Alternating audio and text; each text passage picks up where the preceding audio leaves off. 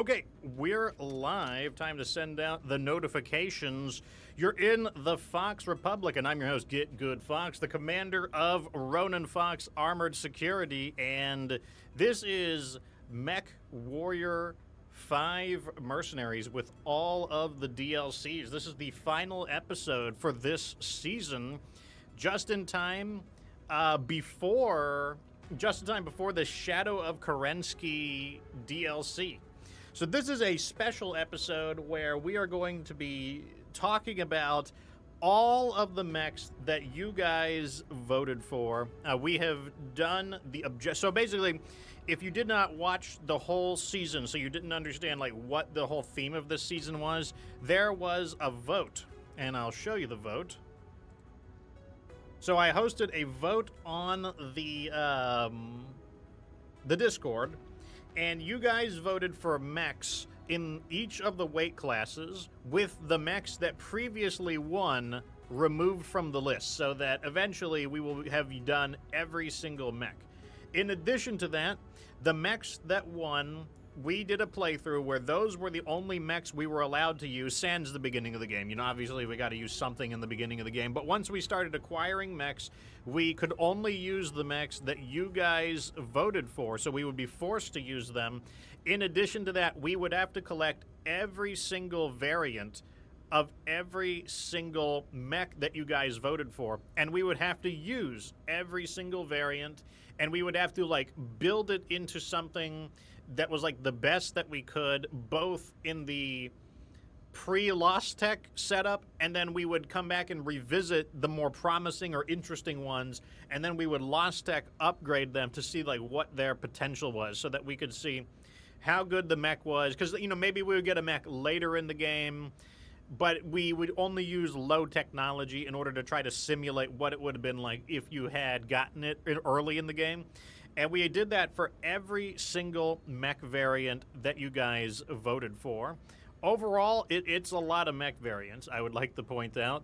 To give you an idea of how many variants we will be reviewing, we have a very nice graph that's been created by Dr. Sheriff Crab, who is here joining me today. How's it going, Doctor?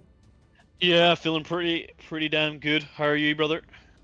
I'm looking at all these damn variants, but we are going to be reviewing like all of these Commandos, all these Fleas, all these Javelins, all these Panthers, all these Blackjacks, these Crabs, these Hatchetmen, these Kintaros, these Shadowhawks, Archers, Grasshoppers, Jaggermechs, Marauders, Annihilators, Corsairs, King Crabs, Marauder 2s, and Victors. We've already given them all of a rank, and this is going to function as our show notes. Now, I know you guys don't want to watch a graph, so what I've also done is I have downloaded a previous episode of mine, and I'm just going to fast forward somewhere where I'm busy shooting things, and that way you have something to watch in the background while we do the ratings, because we are going to finally review all of the mechs. How do you feel about that, Doctor? Like, it was a bit of an undertaking.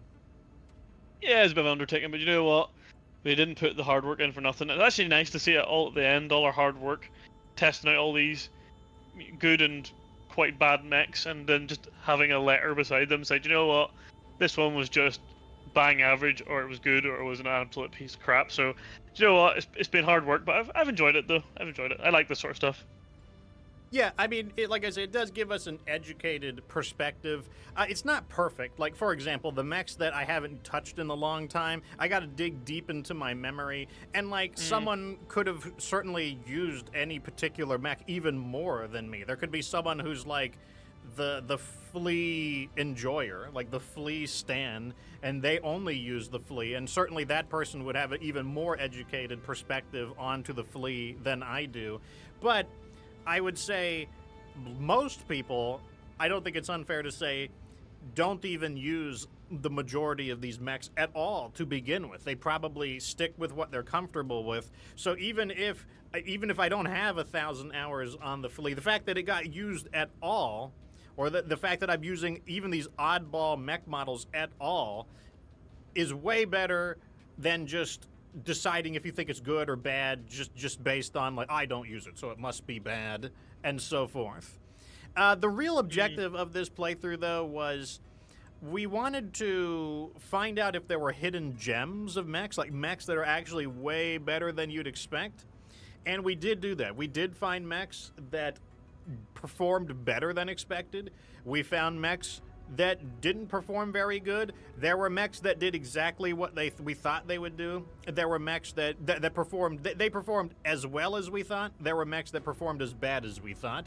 We've given them all a letter ranking. The ranking goes from E to A, and then there is a special rating of S and F. S being like, it's just absolutely fantastic.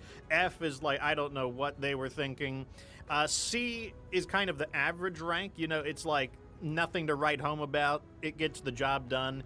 B means it's pretty good, but there are better things. A is like, it's fantastic, but there's like super elite mechs as well. And then in reverse, D means like there's definitely problems with it, but you could probably still, you know, your personal skill can overcome the problems with the mech. And then E is just like, it's just like, what are they thinking with these mechs? Like these mechs, even if you can use them, even if you could use your personal skill, which you could, like some of these E-rated mechs, you could just be good at the game.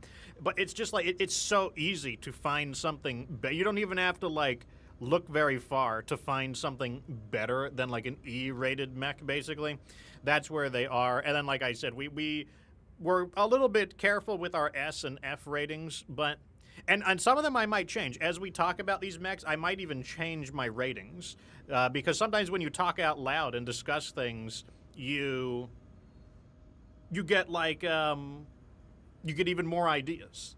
So like, I'm not someone who really likes to write things in stone. Like, this is the word and it will never change. I like to, you know, write things in like wet clay. Like, you know, like it leaves its impression, but like if something else comes up or if there's something I didn't think of, I can like, you know, squish the clay, you know, mold it back into a ball, and then I can like write something different on it. So it's semi-permanent, and I could fire it if I wanted to and, you know, harden it, but like that's the kind of the way I go with it. Let's go ahead and greet the chat though, and then we can begin. Jet Knight Gaming says it's mech time. Yes, it's Nerdy Numbers Giga Geek time, because today is the rating episode. Wet Water says it's Fox time. It's always Fox time. Logan, welcome to the show. He says, is there a ranking for a cursed mech like the Jaeger that gets target locked by the AI? There might be. There is some interesting ratings we do have. Frisky says, I'm so excited for the Bull Shark. I bet the Bull Shark will not have its standout item, the Thumper artillery system, just because I don't think they would have the weapon system for it. So, you know, that'll be a little unfortunate. But either way, like, it is interesting to see the Bull Shark in. But let's go ahead and get started. Are you ready, Mr. Crab? I'm always ready. All right, so we organized these mechs by weight class and by alphabetical order. So I'm just going to go in alphabetical order, which means we're going to start with the Commando. Like there's also the Flea. We could have done it by tonnage, but we're going to do it in alphabetical order. So in the light category, we had 4 mechs.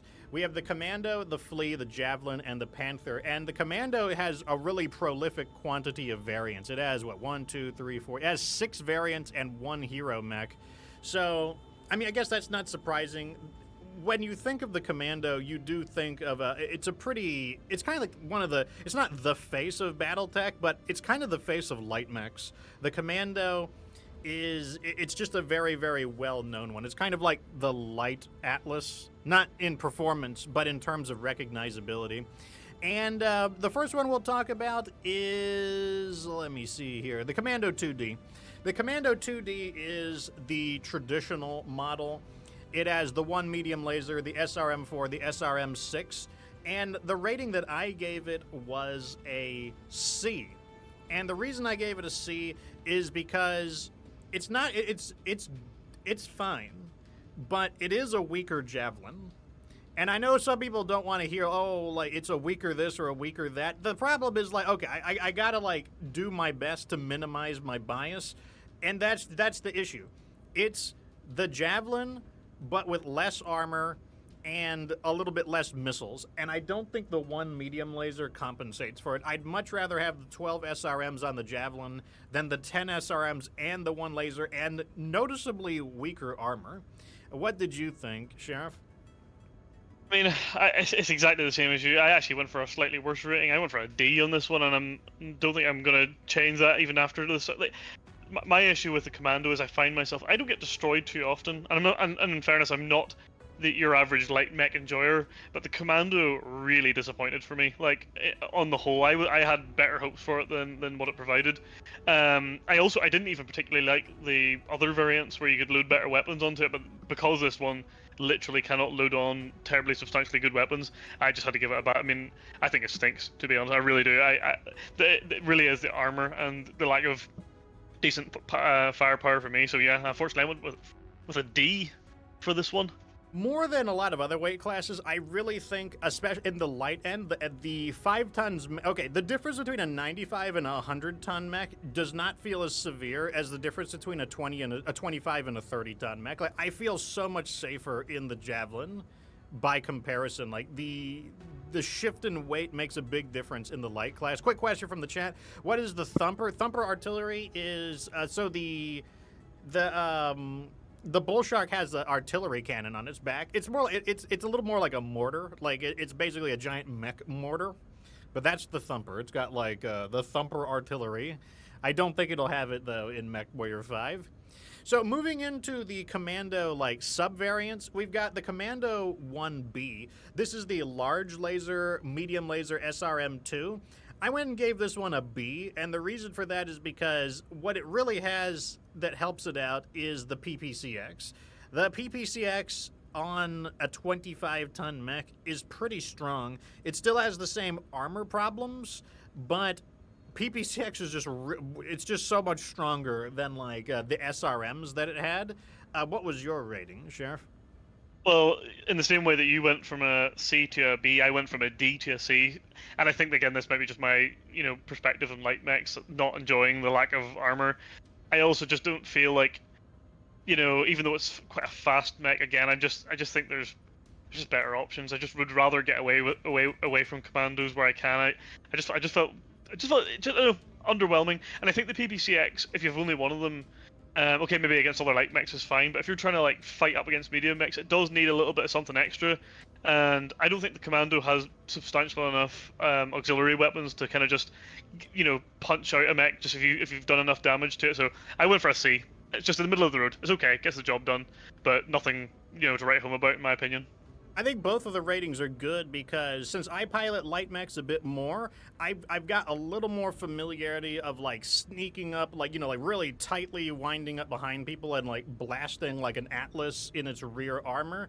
But like the C rating is going to be more accurate to like the typical mech warrior who does not especially enjoy the light mech class. So like I think like both of the ratings give you an idea of like the typical mech warrior who like may not prefer the light mech versus someone who does tend to use light mechs more frequently. So I think like both of those ratings are just fine. The next one, I'm just going to read your rating on this one because this mech is very similar. The Commando 1D, it's got a large laser and an SRM6. I gave it a B. I feel like it's basically about the same.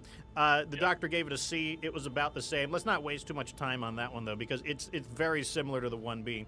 Commando 2P, this one is rather different. This one has the motive upgrade. It's got the mask, and it's got the 2 SRM4s and the 1 medium laser. I gave it a D, which is a little surprising as I do tend to like motive upgrades, but it took the Commando that already was kind of like right at the precipice of like enough damage, and because it only has 2 small missile hardpoints. It's not like the Commando 2D where it's got a small and a medium, so you could put an SRM6 in. This one you cannot do better than an SRM4, so you're stuck with an SRM8 and a medium laser, and the problem is even though you do have the speed so you can sneak around better, you just don't do enough damage for being able to sneak around.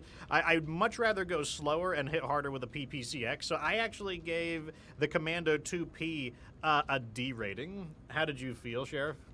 Exactly the same. It sacrifices too much to put the motor slot on. And this is the thing with these special equipment, they need to be supplementary and not something that you're, sacrificing stuff for. It needs to, like, take the mech to the next level rather than, disadvantage it. So for the same reason, I give it a D, and I'm telling you, it was very close between that and an E, but I went for a D in the end just because I thought when I thought of an E, it's like you could make it work. Do you know what I mean? If you really, really, really had to. It's not like a complete liability, but I did go D. So next up we have the Commando 3A. This is a later model. It's kind of a oddball. It's got the flamer, the medium laser, and then it's got the 2 SRM6s. And that is definitely a better loadout, but it still falls to the same issue of being the weaker Javelin. The extra firepower certainly helps. It's not going to be bad, but it still has the same problem where I'm like, I could do this on a Javelin and also feel safer. I could make more mistakes in a Javelin. The 5 tons definitely makes a difference. So I went ahead and just gave it the similar C rating to the other kind of ordinary Commandos. What did you think, Sheriff? I also kept my D ranking here. In truth, it probably is closer to a C. I think it might be maybe slightly better, just because since it has 1 extra hard point, I'm not sure if it's enough for me to increase my ranking to a C, but it is slightly better than the likes of the 2D. But I think I'll just stick with D. I think, to be honest, I still just don't like piloting them, and I think feeling has got a lot to play when you're actually piloting a mech, and it just doesn't feel good. It doesn't matter what you've done; it just feels ugly. Yeah, I think I'm gonna stick to my D on that one. Yeah, I think that's fine. I do tend to feel a little bit uneasy in the Commando. Like, I don't feel particularly safe in it. Let's move on to the Commando here, Mech. This is the Commando TDK, the Death Knell. This is a oddball Commando that, first off, it's at Jenner speeds. It's 113 kilometers up from the typical 97 kilometers. It's got 4 medium lasers, all in the 2 in each arm. It also has double heat sinks, but no additional benefits. And the rating that I gave it was a C. It's fine when you first get it. It's very much like a Jenner. Especially, it's very similar to the way I design a Jenner, because typically in the beginning of the game, I'll knock off the SRM4 and just run with the 4 medium lasers. And the lasers are in the arms, just like the Jenner, so it is very accurate. The problem, though, is that if you want to get more performance out of the Commando TDK, you can't really do. The best you can do is like medium pulse lasers, where if you wanted to get more performance out of the Jenner, like suppose you could move into double heat sinks, you could add that SRM4 back in. Because the reason I take off the SRM is to, keep the heat a little more in check. So the Commando, it starts out okay, but when you want to grow it and develop it further, especially with Lost Tech, it reaches its maximum potential too quick. And honestly, I think the best use of the Commando TDK is to buy it in the beginning of the game to get 4 double heat sinks. So my rating for it was a C. What did you think, Doctor? I give it a C, only just because it's a little bit faster, to be honest. It's another one of those mechs that I expected a lot more of, and it just didn't produce. And this one could have been a D as well. And I didn't really have any typical bias against Commando. I actually wanted it to work. I thought it was going to do much better than it did. So I give it a C, and I think I'll stick with that. It just feels very mid, to be honest. Okay, so that's the Commando. Moving into the Flea. Also, if the chat has any questions, feel free. I have my window set up where I can see the list and I can see the chat at the same time. So moving into the Flea, this one only has 2 models, the 15 and 17. And so we'll start with the Flea 15. This mech is a 20-ton mech. It's got 2 medium lasers, 2 small lasers, 2 flamers, 2 machine guns. And overall, my rating was a D. And I know that might surprise some people, but here is my issue. The Flea is definitely a mech that it does plenty of damage. It does not lack in damage at all. It's basically like a miniaturized fire starter, and that's not necessarily an insult. Like, that's definitely it's good. The problem is that you have to be so good with light mechs because there is very, very little room for error. It has so little armor. Like, you can get grazed by a little bit of random gunfire, but there is, like I said, there's very, very little room for error. And then the problem is that you could just use the fire starter. The fire starter, in the same way that the Javelin is just like a better Commando, and the Javelin's a very common mech. It's easy to find Javelins. It's not hard to find fire starters either. So you could just use the fire starter, which has like a 15, almost double the tonnage. You know, the Flea's a 20-ton mech, the fire starter's a 35-ton mech. It's almost double the tonnage, and it's got like a lot of armor. Like the fire starter can eat some hits. Like the fire starter doesn't go down very easily, and they have the same speed. And so I just don't see any benefit to using the Flea over the fire starter, except for just the enjoyment of using the Flea. And that I'm going to factor out. I'm going to factor out the enjoyment of the mech in most cases. And it's basically just a dangerous fire starter. That's how I felt about the Flea. That's why I gave it a D rating. What did you think, Sheriff? I actually give it this. You know, in most of these cases, we have agreed on a lot of these things, and this isn't any different. I give it a D as well. It's a bit of a meme. It's kind of how I feel about it. It's just a bit of a meme mech, and I didn't want to give it a meme rating. It's a strong mech, but let's be realistic. The armor is just not good. Like you literally are one AC5, from losing all your armor and leaving your center torso exposed.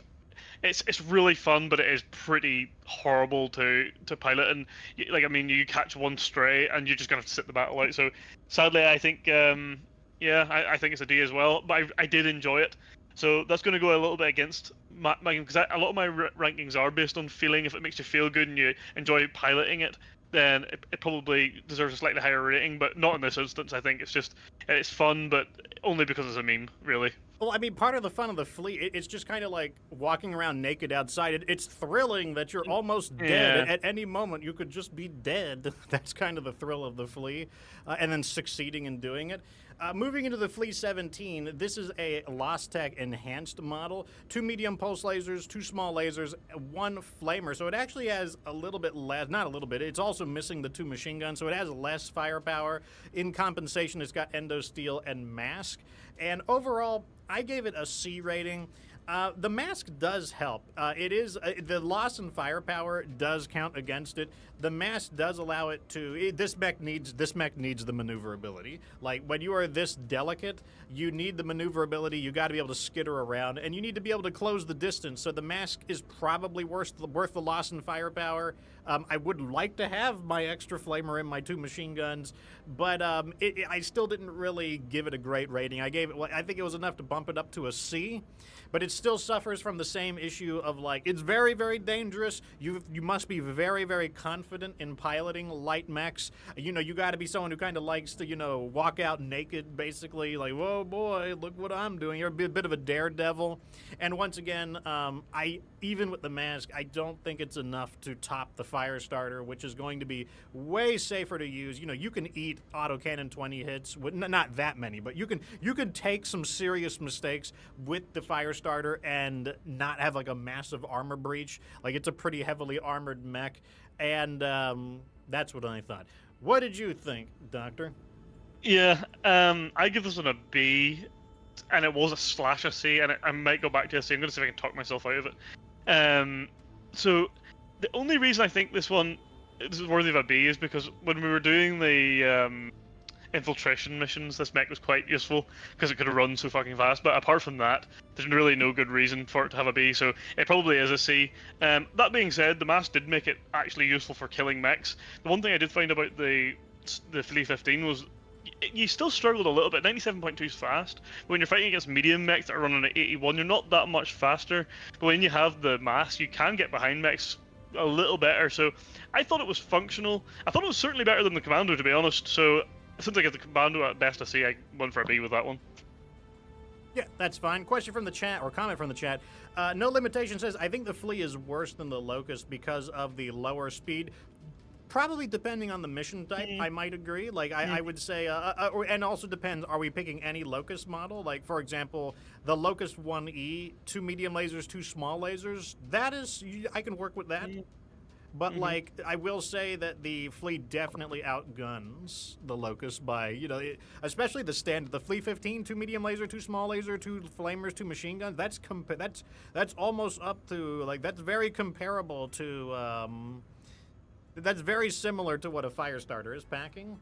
But curiously enough, we're going to be getting 2 new Fleas, I think, in the new DLC, the Flea 16, and there's another one I can't remember the name of as well. So we're getting 2 new ones that are going to get added into this list at some point. Yeah, what am I talking about? Like, we're watching a recording now, and it's been like minutes. Like, I must be talking about something in this episode, but we've been on that screen for a minute. Let's go ahead and move into the Javelins, though. So the Javelin has 4 variants, and first we're going to talk about the Javelin 10N. This is the typical model. This is a 30-ton mech, 97.2 kilometers. It's armed with 2 SRM-6s, 6 jump jets, and overall, I gave it a B because this is a great example of a B-level mech. It's not fancy. It's very no-nonsense. It's a 30-ton mech with SRM-12. It's got pretty good armor. Like 30-ton mechs have reasonable armor, enough that you can eat some SRMs yourself. You can punch with the arms if you want. The SRMs are built into the body, so it's a little bit harder to cripple its weapon systems. But there are certainly better mechs. But like, you just can't hate the Javelin 10N very easily because it does what it needs to do. Nothing more, nothing less. What did you think, Sheriff? Exactly the same thing. I was very close to an A on this one. If you think an A grade is like an 8 out of 10, I'd probably give this like a 7.8. It's so close. And the only reason I bumped it down to a B is because there's a few things better. It's just so cheap. It's just so easy to run. They're plentiful. It's just a real good solid mech. It's just a standard B level mech. So moving into the Javelin 10F, this is sometimes, I think this is sometimes called the Fire Javelin. I think the F, some people nicknamed it the Fire in the lore. The Javelin 10F drops the SRM-6s for 4 medium lasers. And overall, I gave it a C rating just because I don't think 4 medium lasers are as good as SRM-12. But at the same time, I mean, 4 medium lasers, it works. What this thing probably needed was 6 medium lasers. 6 medium lasers, and then you'd be cooking. But as it stands, I think it's the perfect example of a C-grade mech. It's fine. It'll get the job done. There are worse mechs. There are better mechs. It is what it is. What did you think, Sheriff? Exactly the same as you. I give it a C, and I based that rating off the Commando TDK. To be honest, the Commando TDK has the same weaponry, has less armor, but is a little bit faster, so it averages itself out. It's the same as the Commando TDK, so I just give it the same rating as a C for me. Scarps joined the show. Welcome. Next up is the Javelin 10P. So this is a slight Lost Tech remix of it. It has 2 SRM-2s and an SRM-6. I gave it a B because it's slightly better than the 10N. If you max it out with as many SRMs as you can do a 4-4-6. So you can do 14 SRMs instead of 12 SRMs. That is better. I can't argue that it isn't better, but it's not like, it's kind of like, okay, it's like, it's better. It's not enough for me to bump it up from a B to an A. It's still a perfectly good mech. It probably feels a little better because you could split the SRMs into 3 separate volleys, which could, if you fought like 3 tanks, 3 turrets, or 3 helicopters, you could do like an SRM-4, an SRM-4, an SRM-6, whereas the standard Javelin, you could do a 6 and a 6 and destroy 2 things. So, it's a little bit better, but it's not better enough for me to bump it out of the B class. What'd you think, Doctor? I went the same with you here. I went for a B as well. Do you know it's an interesting one? In its stock configuration, I'm giving this thing a D. I cannot stand streak SRMs. I just think they're really trash, to be honest. I need to dumbfire SRMs. I like to shoot them. I don't need to be locked to a range. I don't want to wait for locking like I do with an LRM. I don't even mind. That's okay with an LRM because you're at a distance where you can wait. When I want to shoot an SRM, I want to shoot it now. I hate streak SRMs. But that being said, it is a slight upgrade on the 10N whenever you customize it to get rid of those horrible streak SRMs. But the problem is, and it is a really good mech and it's strong, but you have to take into consideration other light mechs, and there just is better ones out there. Wolfhound, Firestarter are all going to be A's. This unfortunately is not, and it's a B, but it's close, very, very close. Yeah, it's perfectly workable, but you can find better stuff. Moving into the hero model, this is the Javelin High there, the Javelin HT. 4 medium lasers and 2 SRM-6s. In order to make this even possible, it has an XL engine, endo steel, double heat sinks, and it still has the 6 jump jets. So this is basically, you took the Javelin 10N and the Javelin 10F, and then you did like the Dragon Ball, like, you know, fusion, ha! And like combine them into like a singular Javelin entity. It's the Javelin 10N and 10F combined into a single mech. And it turns out that's pretty good. If 4 lasers is passable, good enough in the light class, and 6 SRMs is good in the light class, then having 4 lasers and 12 SRMs in total is really, really strong. It's probably a competitor for one of the better light mechs in the overall game. So it got the award of the first S-class model. What did you think, Doctor?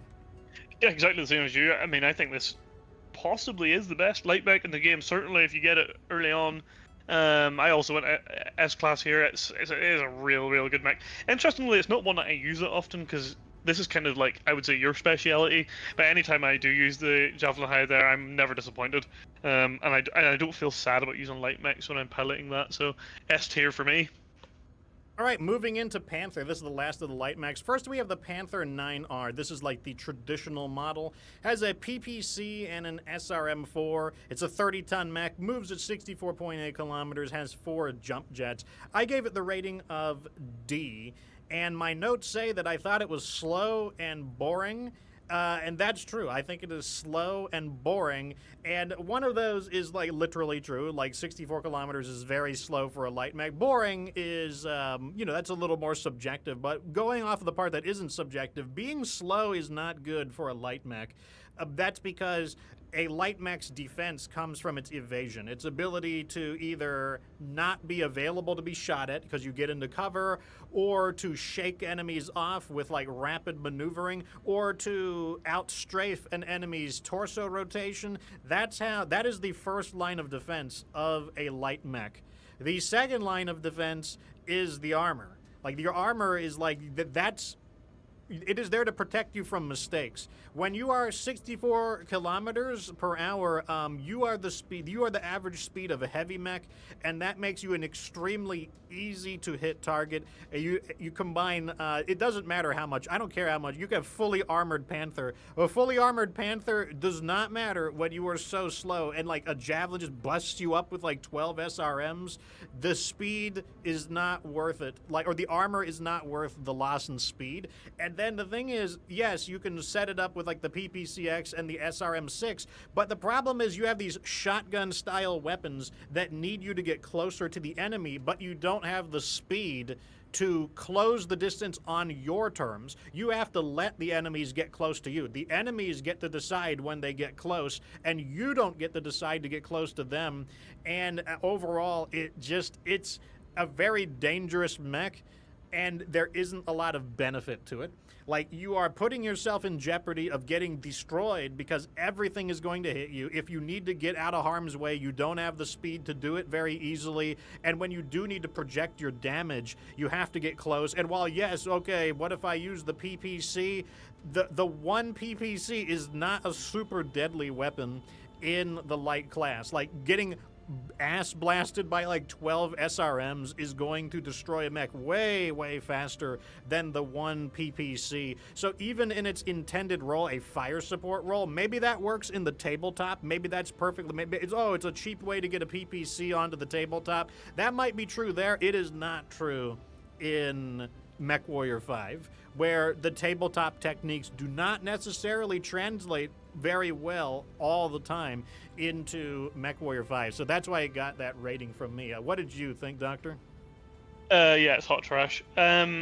It's literally only useful in, like, I would say the first difficulty area, maybe the second, and by useful I mean if you happen to be cursed with having it as your first mech and you have to use it, it's like functional.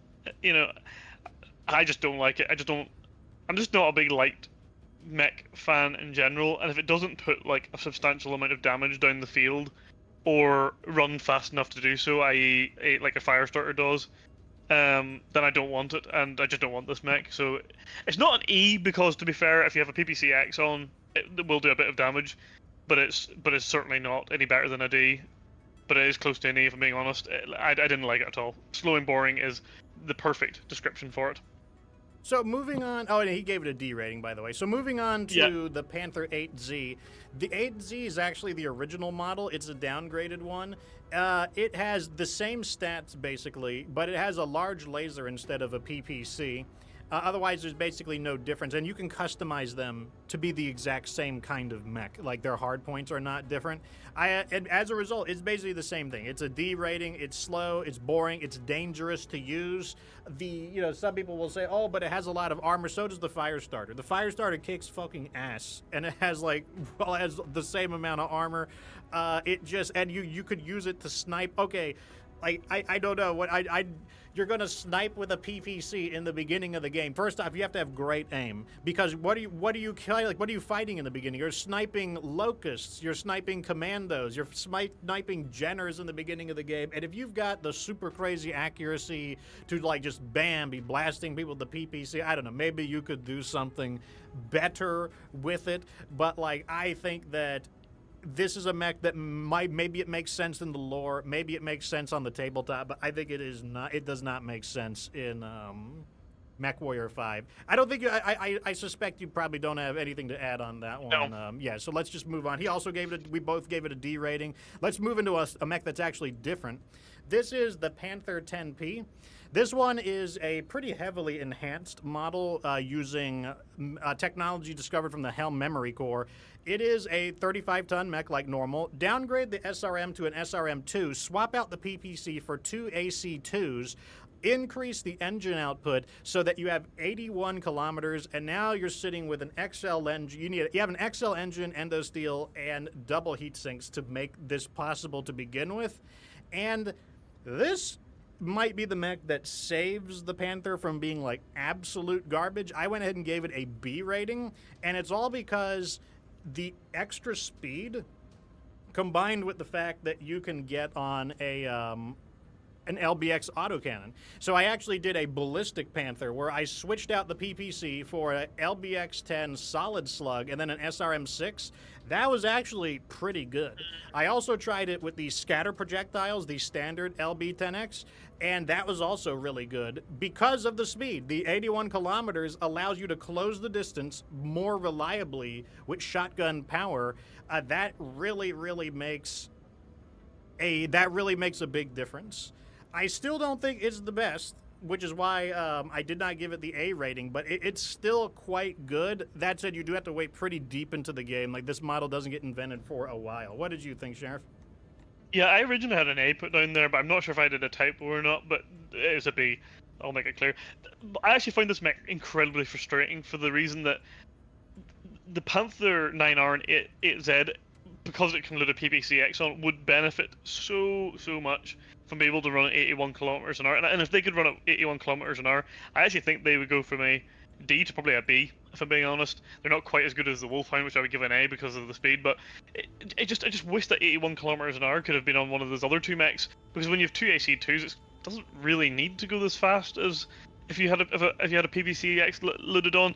That said, when you do put an LBX on, it's certainly quite interesting. I find it frustrating, but good-ish, so I went for a B. So moving into the hero model, this is the Panther KK, the Katana Cat. It is a mech that runs 64.8 kilometers per hour. The twin PPCs on its systems, one in each arm, I believe, that's got an SRM4. And to make this possible, it has an extra light engine, endosteel, double heat sinks. Overall, I gave it a B rating, even though it does suffer from the same problems as the typical Panther. 2 PPCXs is so much firepower. Plus, it does have the space for enough double heat sinks to attack pretty aggressively that it's a lot of damage. I could be convinced to bring it down to a C due to the speed. In fact, I might commit to the C. I'm gonna go ahead and change my rating to a C, and the reason for that is because the thing that makes the 10P good is the speed. That's the difference maker. The firepower of the 10P does matter, but it matters because of the speed. And the thing is, yes, you can maul people with the Panther KK. The problem is, like, you are so inhibited by the speed because of the weight class. So a Warhammer would also be a 64-kilometer mech, and it would get a good rating for having 2 PPCs because the average enemy of a Warhammer is other slowish mechs. And if a mech is faster, it's going to be like a dragon, or it's going to be a Shadowhawk. So even though it is another 64-kilometer mech with 2 PPCs, what matters is also the average enemy you're fighting. When you're a 64-kilometer mech and the average enemy speed is 97 kilometers, that's a wide difference in speed. They can keep their distance if they coincidentally... The AI doesn't really try that hard to keep its distance, but, like, you don't get to dictate how your firepower gets used. Whereas a Warhammer, it is facing similarly slow enemies, so it does get to dictate how its firepower is used. And if the war, let's say it was a Hatamoto Chi, the Hatamoto Chi can also use double PPCX. Well, it's unusually quick by assault mech standards, so it definitely gets to dictate how it uses its firepower on its own terms. And so, yeah, I'm actually gonna go and downgrade the Panther KK to a C. What basically improves it is, yes, the firepower is shocking. Crazy firepower. If you are a super shot sniper and you can just nail locusts with double PPC, standard PPCs, then sure, maybe the Panther KKK, the Panther KKK, the Panther Klansman is a B rank, but, like, I am not a precision marksman. That's not my playstyle. So, like, yeah, I'm going to go ahead and settle on the C ranking for it. What do you think, Mr. Sheriff? Yeah, I went B. I'll stay B. I think I don't mind sniping. I think even with the 2 PVCs in this mech, it does make it okay against other light mechs. The speed is irritating, and the PVCX was nice. I wouldn't want to use it. Put it this way: if I was playing solo, I think this would be worse. But when you're playing with someone else, you can do some, like, shenanigans and, you know, hide behind things and, you know, trick and do silly stuff like that. But yeah, I'll be honest, I'll go B. I don't have that much of a nuanced opinion on it, other than when you add 2 PVCs on, you can snipe with it. And the twin PVCX just did a hell of a lot of damage. B for me. I don't have much more to add than that. All right, so we're done with lights. Into the medium mechs. First up is the Blackjack 1. This is the standard model. It is a 45-ton mech, runs at 64.8 kilometers, 4 medium lasers, 2 AC2s, 4 jump jets. I gave it a C for a rating, and it's really just, it's a mech, you know. I don't hate AC2s, so that doesn't really bother me. 4 medium lasers is still fine. Like 4 medium lasers is fine in the medium class, as long as you have something to back it up. And like I said, the AC, the problem with the mech is you can't really do a lot with it. What are you going to do? Like, replace the AC2s with, like, machine guns or something? It's a very, very locked-in mech. It does have small ballistics, so you can't switch to AC5s or anything like that. So you just can't do very much with it. But at the same time, you know, you could snipe helicopters, snipe turrets, snipe tanks. You could use the AC2 up close or at a distance. It is a bit on the slow side, but at least it has some long-range weapons. And, you know, when you focus all that firepower, the 4 medium lasers, the 2 AC2s, you can mess up other light mechs. You can mess up, like, medium mechs, you know, to a reasonable extent. But you could also do a lot better. So I went out with the C rating. What did you think, Sheriff? Yeah, I went D. It's closer to a C in my opinion. I found Blackjacks really underwhelming, if I'm being honest. I wanted them to be good. Like, a couple of them are decent, but I wanted them to be better than what they were. I just couldn't really get myself on the board of this. It feels mismatched, because I want to stay far enough away to use the AC2s, which makes the medium lasers not overly viable. But then if I get close enough to use the medium lasers, the mech doesn't have enough armor to be like... If I'm fighting against, like, Griffins or Wolverines or Shadowhawks, I'm going to panic if I'm in a Blackjack kind of close to those guys. I didn't like it, to be honest. Particularly this model, the standard model. So I went with a D. I just found it very unbalanced and weird and not my cup of tea at all. Glitch says that I should re-upload this with clips of the mechs that I'm fighting with. I could do that. The problem is that, like, I don't think it would be worth the effort to do, mainly in the perspective of, you know, like, I get like a few hundred views. Okay, if I got like several thousand views on these kinds of videos, I'd probably do it. Like, that would probably be worth it. But, like, you know, I'm only going to get like a few hundred views. And I feel like the people who watch this, like, they're going to be listening to this. They're just going to be listening. They're going to put it on the car and listen to it. I don't even think they're going to... I think a lot of people... They're going to listen... They're basically going to treat this like a podcast, I believe. So, like, you know, like, the effort to put it in, you know, to splice the footage together, like, I don't know if it's worth the rewards that would be gotten out of it. But, yeah. So, that's the Blackjack one. And also, Damaku, welcome to the show. So next up is the Blackjack 1DB. This one is 2 large lasers, 2 medium lasers, and I gave it a B. I'm thinking about downgrading it, though. Yeah, I think I'm going to downgrade this one to a C. And the reason for that is because it's kind of in the same boat as the Katana Cat. Yes, you can do the double PPCX, and it's fine, but you are still in a relatively quick weight class. The Blackjack is a 45-ton mech, so you're still going to be fighting a lot of light mechs. The early medium mechs are things like the Vulcan, things like the not the Shadowhawk, the other Hawk, the Phoenix Hawk. And you're fighting a lot of pretty quick enemies, and it does have the problem of projecting firepower. Like, you know, you need to get to the enemy. You can still do it, and it is easier than the Panther, because the Panther is fighting almost exclusively quick enemies. But it's enough for me. I think I'm going to knock it down, despite the fact that it does have that devastating double PPCX.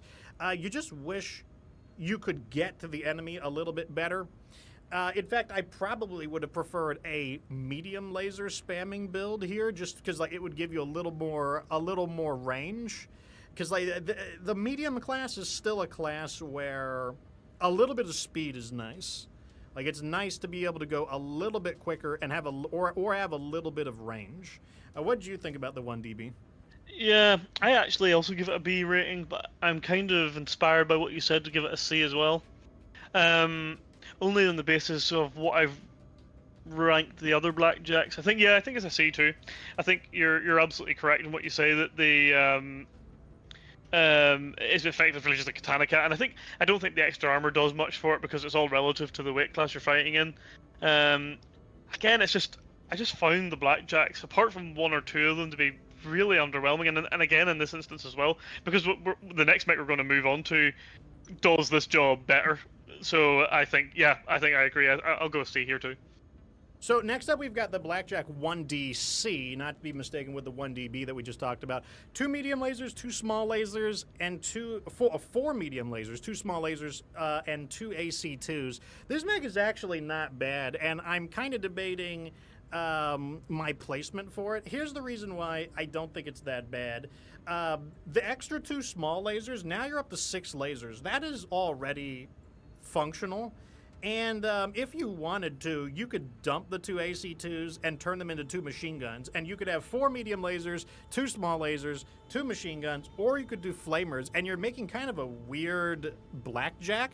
It is hindered by its speed, or not, you have weird Blackjack, you'd have a weird Firestarter. It is hindered by its speed, because you wouldn't be able to stick onto the enemy very well. So on the other hand, maybe you do kind of need the AC2s. The thing is, like, it's on the verge of, like, it's becoming something. Maybe if it had 6 medium lasers. 6 medium lasers, and like maybe we'd be talking, but then we'd have the problem of like heat because it doesn't have any benefits or bonuses. If it was 8 medium lasers, if we dropped the AC2s completely and we just had like 8 medium lasers, then we'd be cooking with something. But I just kind of stuck with the standard C grade. Like, it's like on its way to becoming something, but it's still like basically the 2 small lasers, they help. There's no doubt about it. But what does it help with? It helps with the enemies who are sticking onto you and like kicking your ass in close combat. It's just not. It's not quite there. What did you think, Sheriff? I give this one a D as well, and I think I'm satisfied with my rating on the basis that it's slow. I don't think that two AC2s do enough by themselves at long range, and I don't want to get close enough to mechs to utilize 4 medium lasers and 2 small lasers. Like again, if I come up against a Shadowhawk or something a little bit bigger than this, I'm just not going to be happy.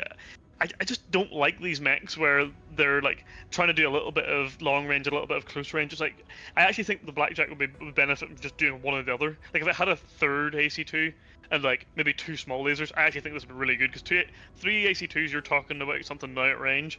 I just feel like it's just too in between both, and it's slow and it doesn't have much armor, and I don't particularly like those types of mechs. So I give it a D, and I think I'll stick with that. I think it's substantially the same as the Blackjack 1. I just don't think the 2 small lasers to me do enough. I do agree though, you could dump the 2 AC2s and bring machine guns in it, and probably would be better. And then maybe I would give that build a C, but it's whether or not the speed would make that viable or not. I don't know. So moving into the curious Blackjack 1X. So this mech is, and I may have to reconsider my rating on this one, but this mech is faster than normal. It is an 81 kilometer mech, and it's got 4 medium lasers and 4 flamers. That means you could do 4 flamers or 8 flamers if you wanted to. You could also do 8 medium lasers if you wanted to. So it has very powerful boating potential here. 8 medium lasers is pretty good, but most importantly, it is a bit faster. It's at the standard speed of a medium mech. 81 kilometers considered very, very normal. And overall, this is a pretty good mech. I gave it a B rating. I do think it's at least a B. I'm not sure if I want to promote it to the A rank yet, but I definitely want to at least give it a B because, like, I mean, it's you can't go wrong with like 8 medium lasers on a medium mech. Like we already know, the Hunchback does it pretty well. This mech's heat isn't quite as good, but yeah. What did you think, Sheriff? I actually really like this one. It's the one that kind of saved the Blackjack for me. And I'm going to have like kind of a curious bit at the end whenever we're sort of looking at what did best and what did worst. But this one was interesting because if I compare it to sort of mechs that do something similar, the Banshee 3S, I would consider probably top 5 in the game. And it does just this. It just has a bunch of lasers. Forget about the ballistic slots and the missile slots it has, and it absolutely smacks. Like, it smacks hard. And the fact that this can do this at literally half the weight, I think is very impressive. The armor is a little bit suspect, again, as all Blackjacks are, but I think it does enough damage to kind of warrant it, and the speed is where it really comes into its own, where it's basically just average medium mech speed, and I think that, because it's not disadvantaged by that, you can start to consider close quarters combat, and even if you just put 8 small lasers on this thing, that is really freaky. Like 8 small laser short burst, very freaky. Another mech that does it is also the Hero Thunderbolt, and that's a very, very good mech. So I quite like this, and even if you don't like the heat and you drop it down to just have 6 medium lasers, I think that's still a really nice mech. So I went for an A here. I do think there's mechs in the medium class that are better, but if I compare it to the other 45-ton mechs, I think this one is still there. And yeah, I'm happy with an A rating on this one. Logan says 8 medium lasers would get you cooking in the cockpit too. You could do small lasers as well. Like, you do have the speed to make small lasers work as well. Moving on to the Blackjack 3. This one has 2 PPCs, 4 medium lasers, and then it also has double heat sinks. I went and gave this a B because you actually have some range now. That's kind of what was kind of holding me back on some of the other models. You could do 2 PPCX, and then you could do 4 medium lasers. That at least gives you some striking range, and I think that's enough to make it like decent. Like, you know, now you're not like completely at the mercy of your speed, but you do hit like really hard up close. You do run into some heat issues, but this is a Lost Tech refitted mech, so by time you get a Blackjack 3, double heat sinks are probably available. So, like, overall, I don't have too much of a problem giving this one a B, just because the 4 medium lasers really make a difference for giving it that extra striking reach. Like, it's a relevant amount of mid-range, like early mid-range damage compared to what you would normally have. And you don't have to do twin PPCs. Like, 1 PPCX is still fine. You could do, like, a large laser if you wanted a bit more range, and then a PPC, and then the 4 medium lasers. Like, you could do things in different configurations. What did you think, Sheriff? Yeah, I was between a C and a B in this one because I give the 1DB a C, and it's kind of pretty much the same. I do think the extra 2 medium lasers help, or the 2 extra laser spots help, because I think like 4 small lasers or 4 medium lasers is kind of the breaking point for those. It's like less than that. They kind of are just auxiliary, but by themselves, 4 medium lasers is pretty good. So I'm going to go with a B, but just about, because it is quite similar to the 1DB, and I give it a C. And I'm just not sure about the speed of it, to be honest. But I'll say I'll go with it. I'll go with it. I'm not going to change my mind. Yeah, I mean, two medium lasers to 4 medium lasers kind of feels like the difference of having like a knife and a machete. Like they're both tools, but like the 2 medium lasers, what is that good for? It's very good for helicopters and turrets. Where 4 is like you're actually like a threat now. Like you're threatening 20 damage. Like that's actually a bit of a threat. But all right, we're moving into the hero model. This is the Blackjack A. And this is a kind of oddball one. So it's 84.6 kilometers per hour. That actually, I actually promoted my grade on it from C to B because I forgot about the speed. 1 large pulse laser, 2 medium lasers, 6 machine guns. To make it possible, it has endo steel, ferrofibers armor, double heat sinks, and 2 jump jets. And overall, I just promoted it to B because I forgot about the speed. It's basically a medium. A weird version of a medium fire starter. You could chew people up with the 6 machine guns, get yourself a PPCX, and then you got the 2 utility. You got your knife instead of your machete. You got the 2 medium lasers, perfect for destroying helicopters. Or you could go flamers. You could do you can do a lot with it. That is not bad. I debate, like I feel like it could push on to an A, honestly. Like 6 machine guns, PPCX, 2 medium lasers, that's actually pretty good at 84 kilometers. So you're actually a little bit faster than your typical medium mech, but I think I'm still going to keep it in the B ranking overall. What did you think? Yeah, I agree. I think it's an A if, let's say, it's a couple of extra. I think if it gets rid of the large pulse lasers, curiously enough, that's 5 tons, and puts in another, say, 3 medium lasers, and you've got 5 medium lasers and 6 machine guns, I'm like, that's probably S tier. But the large slot kind of hampers it, and I know you can do a PPCX or whatever, but the problem is when you put the PPCX in and you've got all these medium lasers and all these machine guns, you actually have to start taking things out to start putting heat sinks in for it to be viable, because this mech in its stock format, if I recall, is extremely hot. I think the hard points kind of bring it down a little bit, but I really liked it, and the speed really helps it. So I went B, very close to an A. And again, if you dropped that large slot and had 3 extra medium slots, and I know that's not even a like-for-like change, but that mech had potential nearly to be S tier, but I went B. Yeah. Overall, like I definitely think it's a weird mech, but it's surprisingly good. Moving into the next chassis, we got the Crab. We're going to start with the Crab 20. This is the standard model, which is a downgrade of the older Star League models were better. This is the common mass production downgrade. It is a 50-ton mech, 81 kilometer maximum speed, 2 large lasers, medium laser, small laser, and what you wind up with is basically an energy version of your Shadowhawk, the energy version of your Wolverine, the energy version of like your Griffins and whatnot. You could do 2 PPCXs. It's a little bit hot.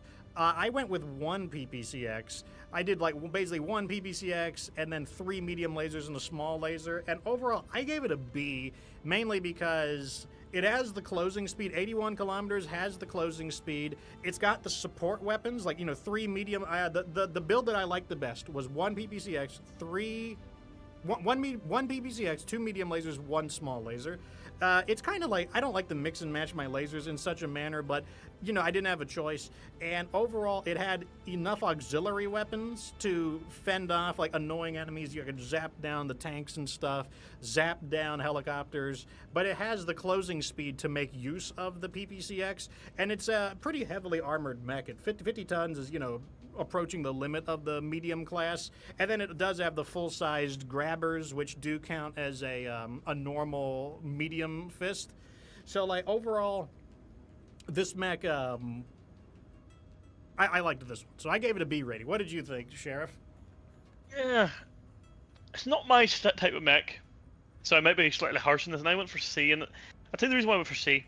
It doesn't do anything the Wolfhound doesn't do in terms of you can have a PBCX in the Wolfhound and 3, 4 smaller medium lasers, and it's faster and just better. Like I think the ones that were slight upgrades were a little bit better because I thought you get a little bit of heat on them, things like that, a little bit more armor, stuff like that. I think it needed I think it really needed 2 PBCXs to make this thing stand out and be like a B or an A. But it wasn't terribly viable unless you were in like an icy biome.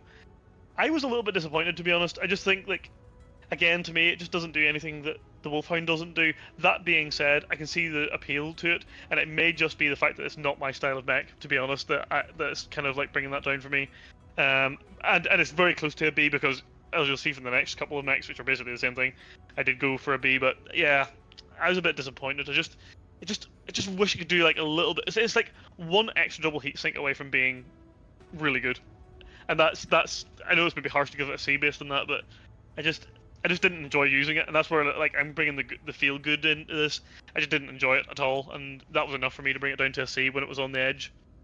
Quick question from the chat. Scarps asks, what do you guys think about the Charger? I have not used the Charger enough to have like a very educated opinion about it. What I can say is that the AC-20 model, I do like that one. That's one thing that like that one I do like, but I can't comment about the other ones until we actually sit down and force ourselves to use all of the Charger models. Yeah. Next up, we've got the Crab 20. The Crab 20 is a Lost Tech model. It comes from the Star League. The only difference between it is that it has ferrofibers armor. So it saves a little bit of tonnage on its armor, so you can cram in some. You're probably going to use it for more heat sinks. So you're much more realistically capable of using that double PPCX. Without needing to go to like balls to the walls investments, like massive energy heat reduction and whatnot. And overall, I gave it a B rating as well, just because, it's the same thing, but it saves a bit of space. Like I said, you're much more capable of getting that double PPCX build online without like the major problems of overheating. But not too much to say about it, as it isn't terribly different. What do you think? Yeah, I think because I know I gave the last one a C, and again, it was a harsh C because it was very close to a B in terms of where my scoring was in my head. The fact this one was a slight upgrade was probably just enough to bring it into a B. I still didn't think it was quite enough to use both PBCXs, but it was definitely slightly more viable than it was with the more standard model. So I went from a C to a B for that one. Yeah, and I think that's fair. I think a B is fair for that one because the truth is I'm not going to jump for joy if I get these mechs. I'm not going to, I can use them and they're good, but I'm not going to jump for joy when I purchase one or if I salvage one. I don't know if you're watching the combat footage, but like I'm like laying waste to these fuckers with the Michael Jackson, like the Michael Jackson. I was like beating the shit out of these guys. I was just like patting myself on the back, like man, I'm just fucking these guys up with the Michael Jackson. But let's move on to the next one, the Crab 27B. This is literally the same thing, except it has double heat sinks in addition to the ferrofibers armor. Its onboard equipment is better, but of course you can modify it if you want. The 27B has 2 ER large lasers, 1 medium laser, 1 small laser, but otherwise it is basically the same thing. And because it's the same thing, I gave it the same rating as the 27. I don't think we have too much to say about it, though. Would you agree? Yeah. So yeah, I did the same thing. So both gave it Bs. Now we're into the Crab 27SL. The SL, I'm pretty sure, stands for Star League. This is the Star League Royal Defense Forces version of the Crab. So now it's all souped up and shit. It's got 2 large pulse lasers, medium pulse laser, and a medium laser. And to make it happen, it's got an extra light engine, ferrofibrous, double heat sinks, and surprisingly, jump jets.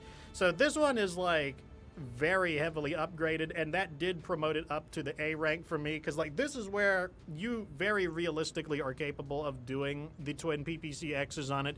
Now you've got enough free tonnage to you could just put in the 2 PPCXs, cram it full of a bunch of double heat sinks. You've got the speed to sneak up behind people, blast them. For light mechs, you can keep pace with them, and you can blast them with the double PP. You're kind of like the Doom guy. You're kind of like the Commando or the Javelin Javelin of the medium class. Like, you know, you're on par speed, shotgun-like weapons, pretty quick. Overall, it was a pretty good mech. What did you think? Yep, exactly the same as you. We're now in the realms of possibility with 2 PPCX, and 2 PPCX on an 81-kilometer mech is certainly nice. I like the fact that it's XL. I like the fact that it's ferrofibrous. It just makes it sound cool, seems cool. Even when you find one, they're kind of like hen's teeth a little bit. They're kind of rare. Just feels nice to find them. I just like the Crowd 27 SL. It's substantially better than the original one, and definitely, you know, enough of an improvement to take it from a B to an A on the other slightly upgraded model. So yeah, I like this one, and I went for an A. So finally, we've got the Crab FL, the hero model, the Florentine.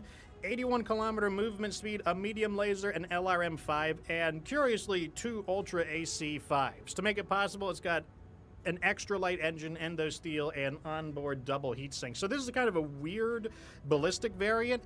I actually spent a little time trying to figure out how to make it into a configuration that I like. Once I kind of got over trying to be fancy and I just went for the caveman strategies, then I was finally able to make some pretty good stuff. Like, one example of a pretty sick mech was just 2 LB-10X ACs. It's basically the ballistic version of the Crab 27. You just run around shotgunning people with the twin LBX AC-10s. Another one, honestly, that worked really well was just 2 regular AC-5s and then an SRM-4 and a medium laser, just as some auxiliary. And I also did 2 solid slug AC-10s. That was also fine. I did a weird one. It was a solid slug and then a Ultra AC-5. I didn't like that one as much. But the thing was, at first, I didn't really care for this mech too much, but once I just stopped trying to be fancy, and I'm like, you know what, fuck it, I'm just going to put on, like, some caveman strategies, and I went with the double LB-10X, double LB-10X, solid slug. Then I was like, okay, this is fine. It's basically like the ballistic version of the Crab 27 SL, basically just doing LBX shotgun instead of PPCX shotgun. So my final rating for it was an A. What did you think, Doctor? Yeah, I didn't use it too much. It was definitely more your project than mine. I probably went a little bit harsh with my rating, and I may actually change it.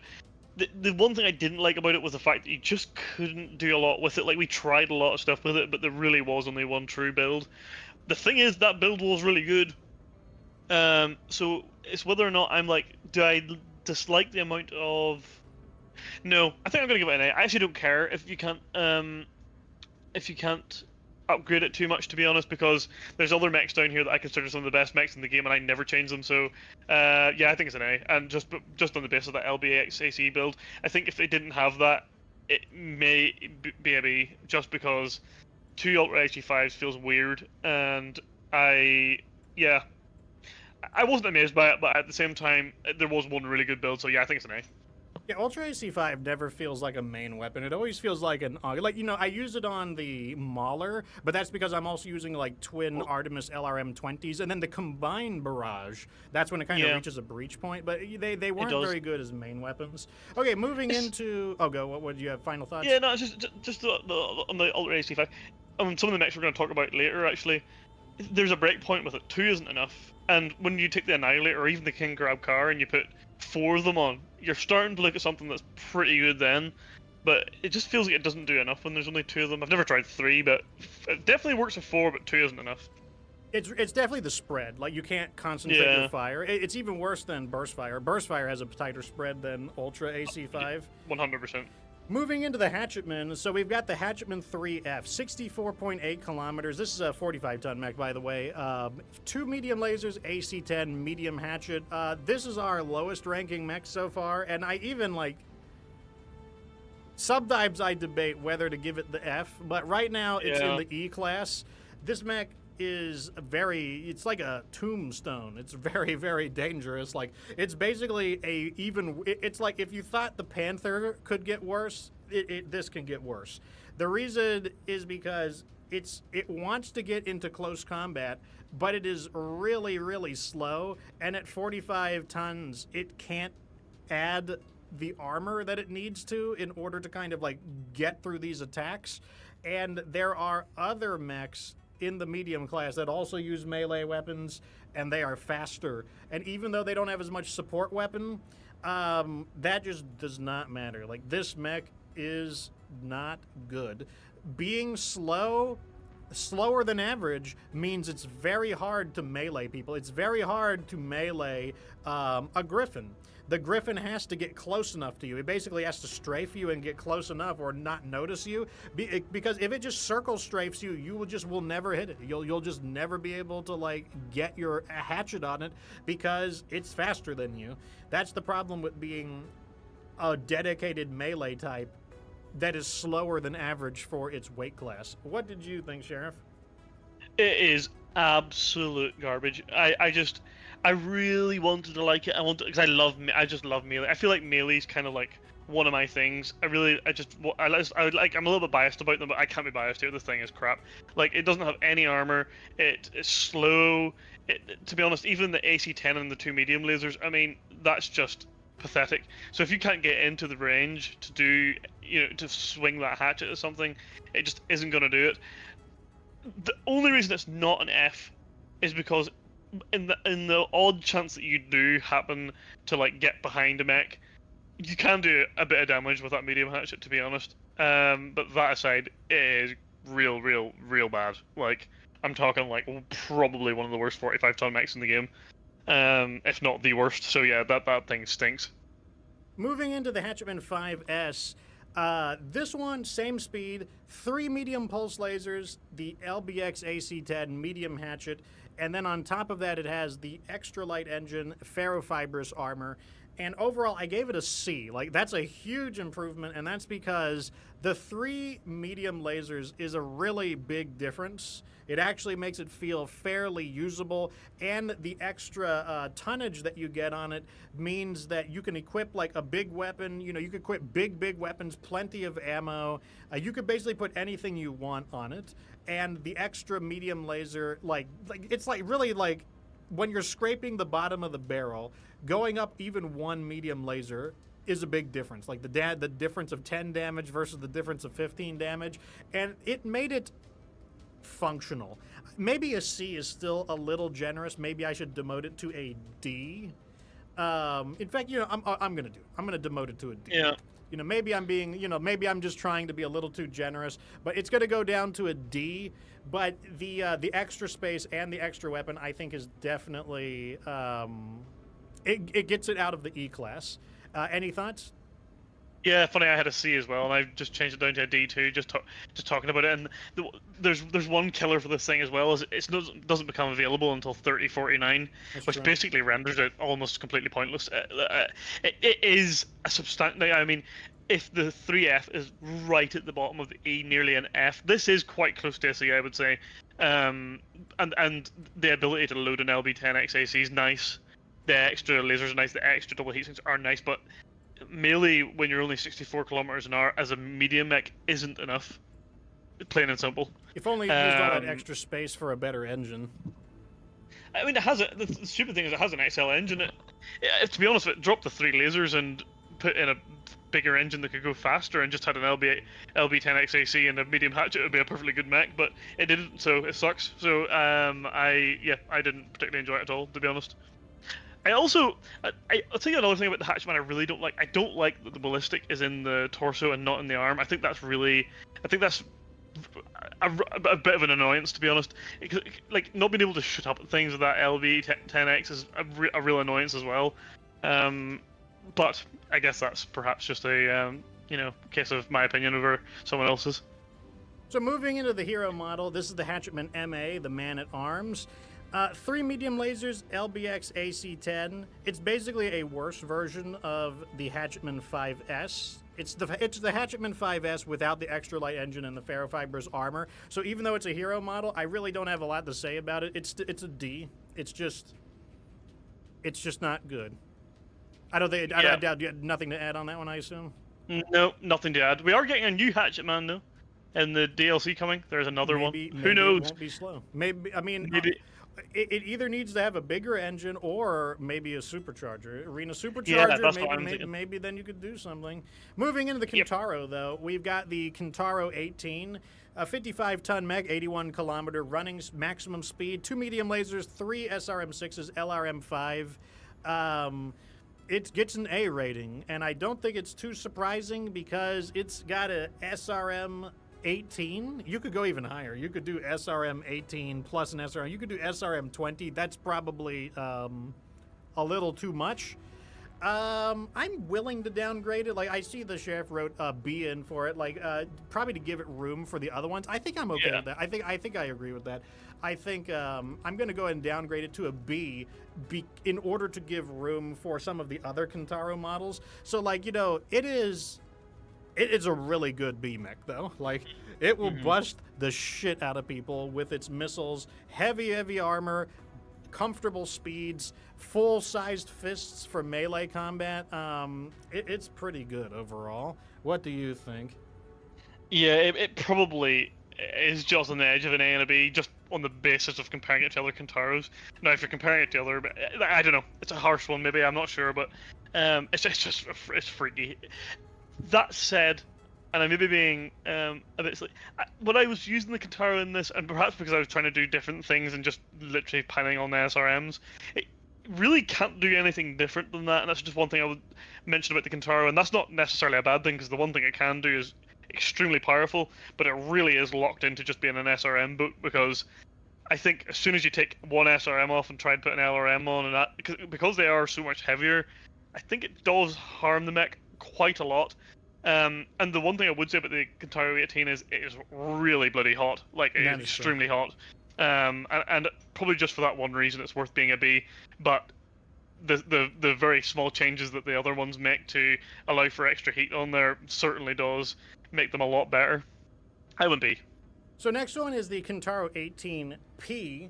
This one is a curious one. 2 medium lasers, 2 SRM6s, 1 LRM5. So it lost one of its SRM6s. What it gets in return, though, is a medium hatchet.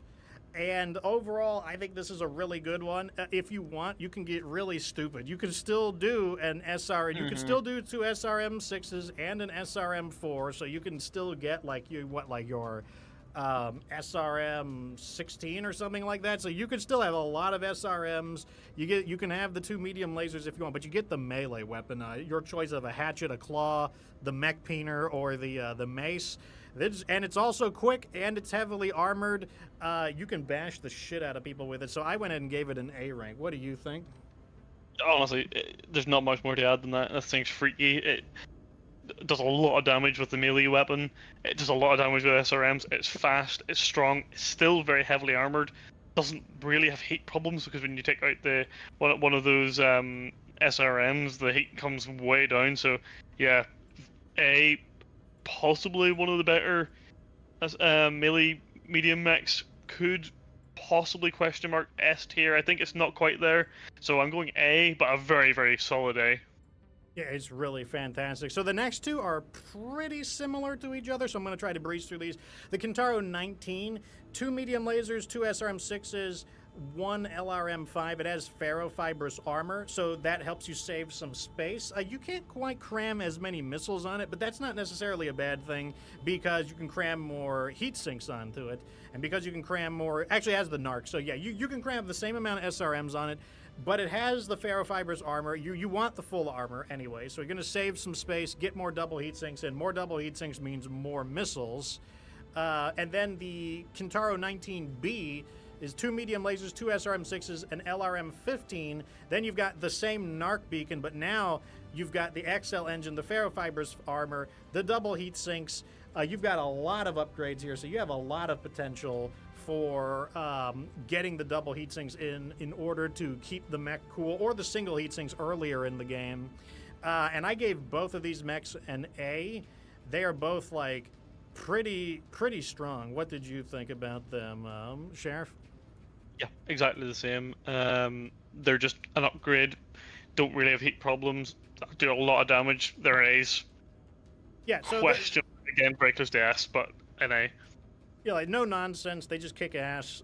Then we've got the Kintaro 20. This one's a bit different. A large laser, 2 medium lasers, 2 SRM6s, 1 LRM5. This is basically a PPCX potential alternative to the others, and I think that you get the same result. You get basically the same kind of mech. There is not as much upgrades. It does have the ferrofibrous armor, so you can't load on as many heat sinks, but you're going to get the same kind of result. It's fast, heavily armored, blast people with like shotgun-like weapons, whether it's a PPC or whether it's a PPCX or an SRM6. I assume no additional thoughts on that one, Sheriff. It's an A.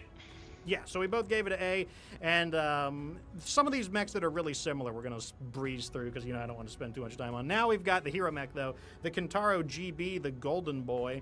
This one's quite a bit different, though. So it's 64.8 kilometers, 3 medium pulse lasers, 2 SRM4s, 3 SRM6s, extra light engine, and I went ahead and gave it an S rating here. So this is my second S, and the reason for it is because normally I would be a bit critical of the speed, but we did get a model that was suggested by a viewer, Chubby Demon, who did include a relevant amount of LRMs where you could run it as either an SRM shock boat, kind of like just get in there and blast people. You are at the mercy of your speed, but honestly, I really did like the Chubby Demon half and half, or it was basically like 3 SRMs, 2 LRMs, and honestly, it didn't feel like it lacked firepower up close, and it had enough long-range firepower that I felt like I could thin out helicopters at a distance, I could destroy tanks and turrets at a distance,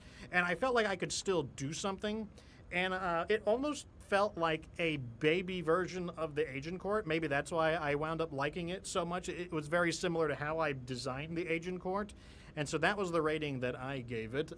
Pass it off to you, though, Sheriff. Yeah, because I didn't go S tier, and I think that surprised me. I was a little bit annoyed with it, in the sense, it's a mech that I've used a lot, and every time I get it, I'm like, God damn, I'm so glad I got this mech. It looks beautiful. It's, phenomenal mech, all the rest of it, and it does a stupid amount of damage. But I really don't like the fact that it's 64.8 kilometers an hour, to the point that and again, I may be running on emotion here more rather than actual facts, but that pisses me off. I just don't want it to be 64.8 kilometers an hour. I would happily lose an SRM and just make this thing 81 kilometers an hour. It's so frustrating. I do agree that the Chubby custom was really nice. The half and half really did work, but just because it's not my style, it wasn't enough for me to knock it up to S tier. But I'm like 1% below S tier on this just because of the speed, and I'm going to go A. There are other medium hero mechs that I would rather use over this just because of that, so that's where I am with it. Yeah, and like I said, that gives you kind of like a different idea from like different priorities in what we're looking for in a mech. Moving into the Shadowhawk, some of these I'm going to bang out pretty quickly because many of these Shadowhawks are very similar to each other. Starting with the Shadowhawk 2D. This is the standard model. No, either that or the 2H is the standard. I mean, these are so similar. No. The 2H is definitely... Okay, starting with the Shadowhawk 2H. This is the standard model. 1 medium laser, SRM2, LRM5, AC5 burst fire, 3 jump jets, 55-ton mech, 81 kilometers. I gave it a C rating because it's a very normal mech. The weapons are a little bit disparate. You got like 1 laser, you got these little tiny missile launchers, you got the 1 autocannon, so like the weapons are really kind of sprinkled in. But it still works. It's not disparate enough that I would give it a poor rating, but it's also not like blowing my hair back either. And before I hand it over to the Sheriff, let me also talk about the Shadowhawk 2D, because these are all very similar. 2 medium lasers instead of 1. SRM2, LRM5, a regular AC5. The Shadowhawk 2D2, 2 medium lasers, 2 streak SRMs, an LRM5, an AC5 burst fire. And I gave all of these mechs a C rating because, the extra laser helps, but it doesn't stop the mech from, it's not a break point where it's basically like this. It's not enough to push it into B class. What did you think about these 3 mechs? They're all C's as well. I love the Shadowhawk. It's one of my favorite mechs, just aesthetically. I think it's a really pleasing mech. I really like looking at the cannon blasting from your cockpit.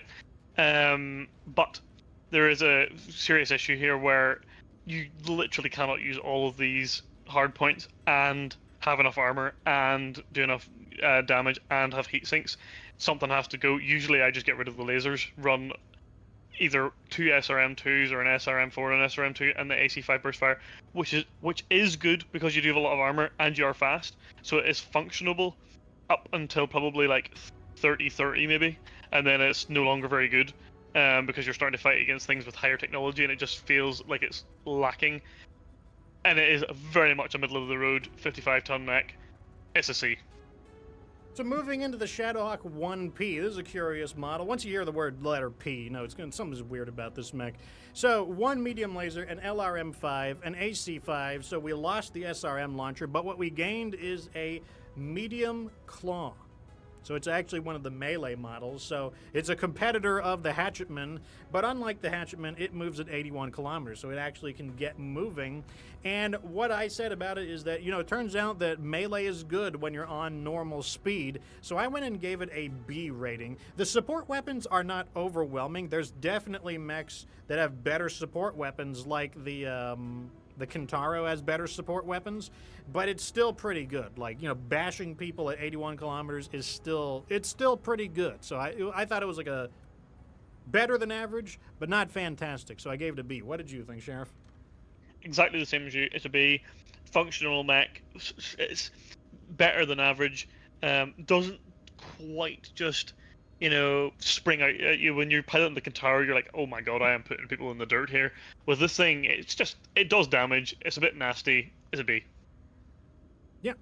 The Shadowhawk 2K, this is the Kurita model, a PPC and an LRM5, and so it's much more simplified weapons, actually very similar to the Griffin overall. I gave it a B, and that's because by consolidating the weapons and making the weapons a bit simpler, what you wind up with is basically an SRM4 and a PPCX. You're quick, heavily armored, you've got the heat sinks to deal damage. It's not bad. It's definitely better. Like, it'll bust people up. It's not on the level of the Kintaro, but it's kind of like it's like Kintaro at home, basically. It was enough for me to promote it to the B rank. What did you think, Sheriff? Exactly the same as you. I've just realized, actually, we've somehow amazingly ranked all of these Shadowhawks exactly the same. I have nothing more to add. Also a B. Okay, so Shadowhawk 2P. Once you hear the P, it's going to be something weird about it. Medium laser, SRM2, LRM5, medium rifle, and mask. So mask is enough to make this a little bit more interesting because of the medium ballistic means you can do a shotgun build. You could do the laser, the double SRMs, and an LBX autocannon with the mask or the supercharger, and suddenly you got a mech that's able to close the distance, also excels more at flanking. Once again, it was enough to promote it from the C's of the previous Shadowhawks into B, but it still doesn't have the most devastating, if we had a crab that had the two PPCXs and a mask, that would be really fantastic. And that's exactly why, it's better than normal, but it's not like, it was enough to get it into the B class. What did you think? Exactly the same. Better than normal, but the one thing that disappointed me about it, and I nearly give this up, is just the fact that it doesn't have nearly enough weapons just to make use of the mask. I feel if it had even just one more SRM slot, and the fact that it gets rid of a laser is a bit annoying. It's nearly a C, just because I want these things like the mask to be supplementary to make the mech better, take it to the next level. I don't like when the weaponry has to take a hit. If it had like an XL engine or something like that and mask and the same amount of weaponry that a standard Shadowhawk would have, I think it's really good. Just feels like it's just lacking a little bit, so it's not an A, and it's just about a B, I think, maybe a C. To be honest, that's what makes the vests, the Highlander vests, so good. Is when you have something that has like a full complement of weapons, and then it gets the thing that lets it get into close combat with you. Then you're like, oh shit, that's crazy. Whereas this one, it's a little bit anemic on the firepower. Moving into the Shadowhawk 5M, this one is a pretty upgraded model. Medium laser, Streak SRM2, LRM20, UAC5, and then to make it happen, XL engine, endo steel, double heat sinks, 5 jump jets. This has a ton of enhancements to make it happen. And what you can do is the model that the Sheriff ran with was the LBX autocannon and then SRMs, and what you have is basically a Kintaro-like mech, and all of that combined was enough to promote it into the A rank. That's the rating that I gave it. What did you think, Sheriff? Exactly the same as you. I use this mech a lot, both the and the hero variant, and they're nearly the same. It's just the GD has a little bit of an upgrade that we'll talk about in a second. But again, I really like this mech. I used it a lot. I would happily fight against heavy mechs in this thing. It's really nice. Feels like a Kintaro, but looks like a Shadowhawk, which I think's maybe slightly better. I give it an A as well. So moving into the last of the Shadowhawks, this is the hero model, the Shadowhawk GD, the Gray Death. It is a 81 kilometers like the others, but 4 medium lasers, SRM2, LRM5, AC10 to make it happen, XL engine, endo steel, double heat sinks, 3 jump jets, and I gave this an S rating because you can pack on really serious firepower. It's a little bit like a super Javelin high there. It's got the 4 lasers like the Javelin high there. It's got the twin missile launchers like the Javelin high there. But because it is a heavier mech, it's able to sneak in an additional cannon. And so what the Sheriff went was with the 4 small lasers, the double SRMs, and the LBX AC-10, combined with the armor and the speed, full-size fist to punch people with in the event that you do get into extremely close combat. And you've got a mech that's capable of, like, it's very much like a super Kintaro, basically. And I was very comfortable giving this mech an S rating. I'd never used the Gray Death before, but it is, it's a mech worthy of Grayson Carlisle's legacy. Hand it off to you, Mr. Sheriff. Yeah, I actually knew this mech was going to be crazy. It's one that I've used quite a lot, in my own private time. This mech is absolutely outrageous. It does everything you want it to do in terms of fast, just get in there and bust shit up. It is absolutely frightening. Interesting that you're calling it a sort of enhanced high there. I would consider it a small Cyclops 11P, with the fact that it's the 4 handheld lasers and oh yes, the Cyclops 11P does a 2 medium ballistics, and you can put 2 ACs on, 2 AC-10, LB, whatever they're called. But this one can only have 1. But the SRMs make up, and it's fast, and it's heavily armored. I love this mech, and I would be amazed if I come up with a medium mech that's better than it. It just suits my playstyle down to the ground, and easily S tier. Like probably one of the most comfortable ratings I'll give all day. All right, so we have just cleared all of the medium mechs. We're moving into the heavy mechs now. We're moving into the Archer. The Archer has a lot of models. 1, Wow. 2, 3, 4, 5, 6, 7. There are 8 Archer models, 2 hero mechs. So some of them are relatively similar, so I'm going to go ahead and bang some of these out. We'll start with the Archer 2R. This is the standard model. It's 70 tons, 64.8 kilometers, 4 medium lasers, 2 LRM-20s, and I will say right off the bat, this is already fine. It also has 2 full-size Mega Punchers, heavy class Mega Punchers.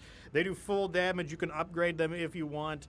The Archer 2R is already fine as it stands. Use it as so one of the things we talked about earlier is a lot of these mechs do not have the flexibility to change their build. Like the Kintaro is very locked into its SRM build. The Archer doesn't have that problem. You can run the Archer as an SRM boat. You can run the Archer as an LRM boat. You can do it does have the flexibility, and as a result, I gave it a very healthy B rating because there's room for improvement, but it's a really good starting point. Thoughts? Nothing extra to add. Is a B. Phenomenal mech. Very, very happily impressed with the Archer in this playthrough, to be honest. Okay, so the Archer 2RB, same thing, but it's even better. 3 medium lasers, that's actually a bit of a downgrade, but it has ways to compensate.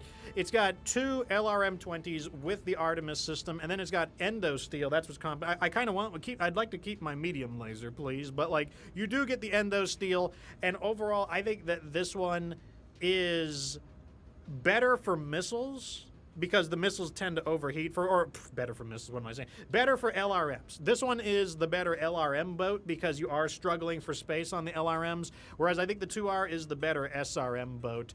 Because it's kind of a give and a take, I left it at a B as well. I don't think there's too much to say about that one, though. Did you have anything you wanted to add on the 2RB? Nope. Slightly better, but still a B.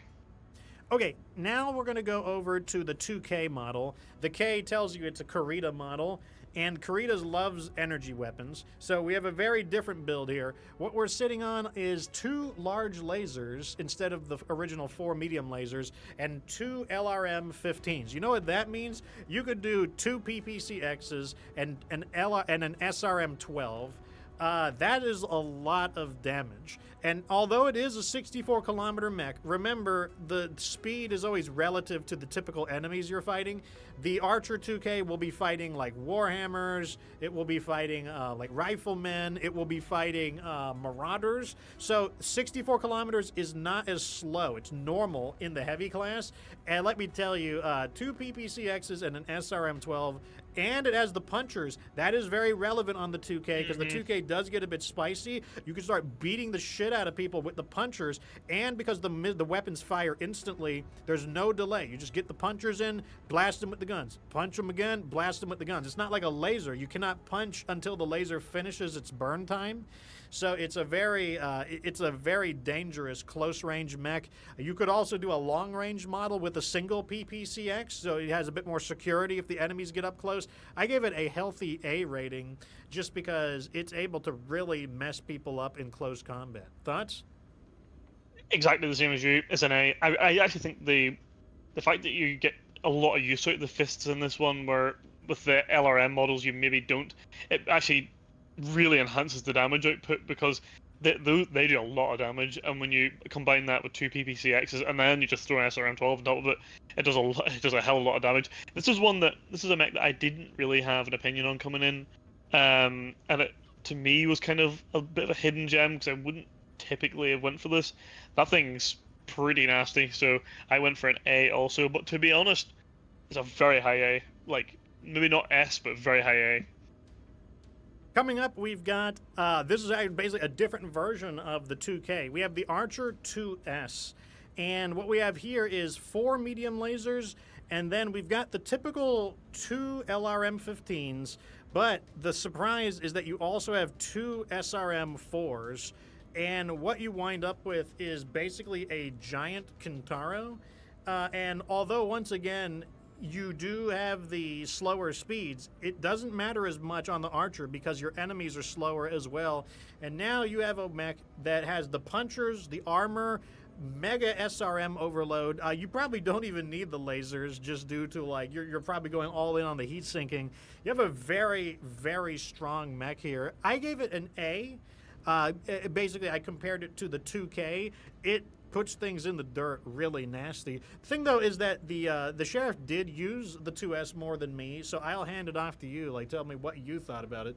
Oh, I mean, I use this mech a lot. I actually think it might be slightly better than the 2K.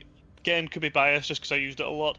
The reason why is it's so simple. Like, the one thing about the 2K is you need to have a little bit of coordination between the PPCXs and the SRMs. Well, this thing has just got a ton of SRMs. It absolutely puts things in the ground, and I really like 4 medium lasers. I think it's like the perfect complementary weapon to any mech.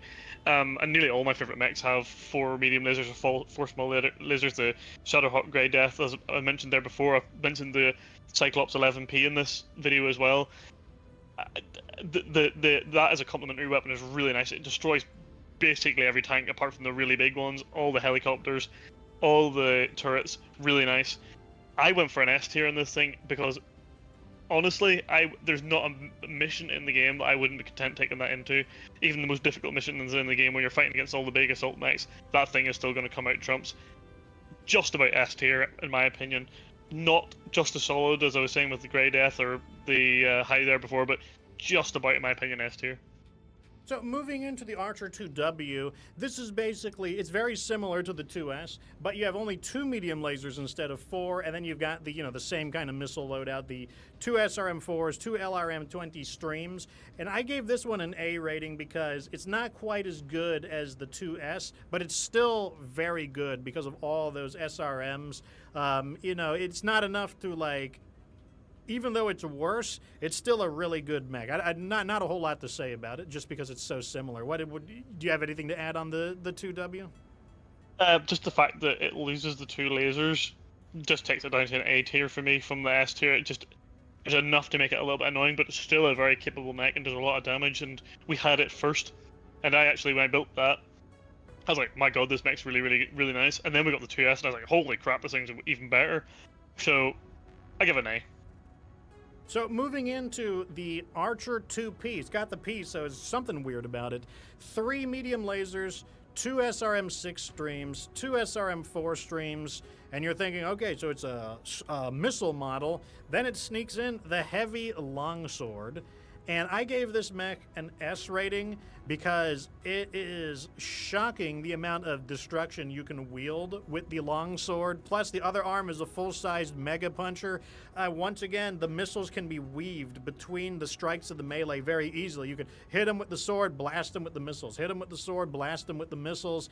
It destroys things very, very quickly. The longsword, the concentrated damage of the longsword lets you really cut deep into specific body parts, and it just within the moments of contacting the enemy, you either have destroyed a mech or you have blasted half of the mech's body apart. It's an extremely strong mech. What did you think, Sheriff? Yeah, it's absolutely insane. It's definitely up there with some of the best mechs in the game. Probably is one of the best. Yeah, I don't have much more to add. It's absolutely insane. Yeah, I love that mech, so I'm going the same as you again. Yeah, so that one was really good. So moving into the hero models, first up we have the Archer T, the Tempest. This is Morgan Kell's mech. It has 4 medium lasers, and then it has 2 LRM-20s, and then to make it a little more special, endo steel, double heat sinks, and it's got the ECM on it. So it's basically a slightly better version of the standard Archer, and it's probably, I gave it enough to bump it up into the A grade. It's not mind-blowing, but the thing is that the Archer 2R is already really good, and with these additional space saving, you're going to be able to sustain. It's basically a very good long-range mech. I would probably use it for LRMs. You can use all the extra space saved to cram in more heat sinks in order to, and more ammo to keep the missiles going. But otherwise, it's really not that much different, and I couldn't really tell whether or not the ECM was the difference maker or not. Any thoughts about that one? Exactly the same as you. It was just enough of an upgrade to just about stick it into the A category. It doesn't just jump out at me, to be honest, as much as some of them do. I went A as well. So then we have, this is the monster mech here as well. We have the Archer Agincourt, the AGC. This is a 64.8 kilometer mech, 2 medium pulse lasers, 2 medium lasers, 2 streak SRM2s, 2 SRM6s, 2 LRM10 streams. To make it possible, it's got an extra light engine, double heatsinks, and the Beagle active probe. I gave it an S rank, which is probably not surprising to anyone who's watched the streams. I use the Agincourt. In fact, in the content, in the footage you were watching me use the Agincourt. This mech is really, really monstrous. You could use it for long-range missiles. You can use it for short-range missiles. You could build it the way I do, where it uses a little bit of both, so that you have some long-range fire support and then still plenty of close-range fire support. And the active probe actually makes a difference. The active probe is very useful on it, being able to confirm your locks on targets, find enemies in cities. Just overall, definitely one of the better mechs in the game in general. What do you think, Doctor? Exactly the same as you. It's not something I use a whole lot, mainly because it slightly benefits your playstyle than mine. It is definitely one of the best mechs in the game. I would not be shocked when we ever do a major full list, tier list, that this thing's in the top 10. Definitely. It is an absolute freak. S tier. One thing before we move on, I gotta say, the rankings, the lowest rank of the Archer was a B. So the Archer was one that did really, really well. Mm-hmm. Moving Absolutely. into the Grasshopper, starting with the Grasshopper, I'm just going to go down in alphabetical order. The 4P, this was a weird, actually, no, let's not do that. Let's start with a grounded model. A grounded model would be the 5H. The 5H is the standard Grasshopper. This is a 70-ton mech, 64.8 kilometer top speed, large laser, 4 medium lasers, and an LRM-5, 4 jump jets. So this mech really benefited from the creation of the PPCX because you could do an SRM-4, PPCX, 4 medium lasers, 2 full-size mega punchers, heavy armor, decent speed, and you've got a B-class mech, a mech that you can do better, but it's great. It's fine. Great attack mech, great just get up in people's face, blast people away. Not super fancy, but it's just a perfectly good mech. It's basically like a bigger Kintaro in some ways. What did you think, Sheriff? Exactly the same as you, and it's really interesting that you mentioned about the PPCX. Without the Solaris Showdown DLC, most of these are going to be a C or a D, but that DLC has just given this chassis a complete new lease of life. It's a good mech and a solid B. So next up, we've got the Grasshopper 4P. This was a kind of oddball mech. It's got the 2 medium lasers. It's got the 3 medium chem lasers, the LRM-5, and then the weird thing about it is the mask. So I gave it a C rating, so it's actually down, and that's because it has the mask, but it can't do anything with it because it's missing that. It needs where's the PPCX at? I need, if you gave me the PPCX, then I could mask into close combat and start beating the shit out of people with my fists and my PPCX, but now I mask into close combat and zap people with a few lasers. Not even that many. 5 medium lasers? That was okay in the medium class, but now we're in the heavy class. We need to do a little better than that. So it wasn't horrible because it could still get in there and like do some shit. Still heavily armored, but it just did not knock. It didn't blow my hair back. What did you think? I was the same. I think in this mech we were able to do something with the arena fists, maybe. It just wasn't super great. Again, I just don't like when you add something onto a mech to try and like make it better, but you're sacrificing like the key components, i.e. weapons. So yeah, I give it a C as well. Moving into the Grasshopper 5J, this is a very odd one as well. What we got is 2 medium lasers, an ER large laser, SRM2, a Streak SRM2, and then we have the AMS, anti-missile system. Overall, it's a really weird assortment of gear. It has a PPCX. That's the important thing. You can go up in there, PPCX, 2 medium lasers. You can do SRM4. You can keep the AMs on. Maybe you shoot some missiles down. I was like, it's okay. I might actually downgrade it. Like, I do think that the lack of the quad lasers is probably enough justification because I had it at a B, but I'm actually going to demote it to a C now that I'm reading it like again. Losing that additional 2 lasers, I think, is too costly.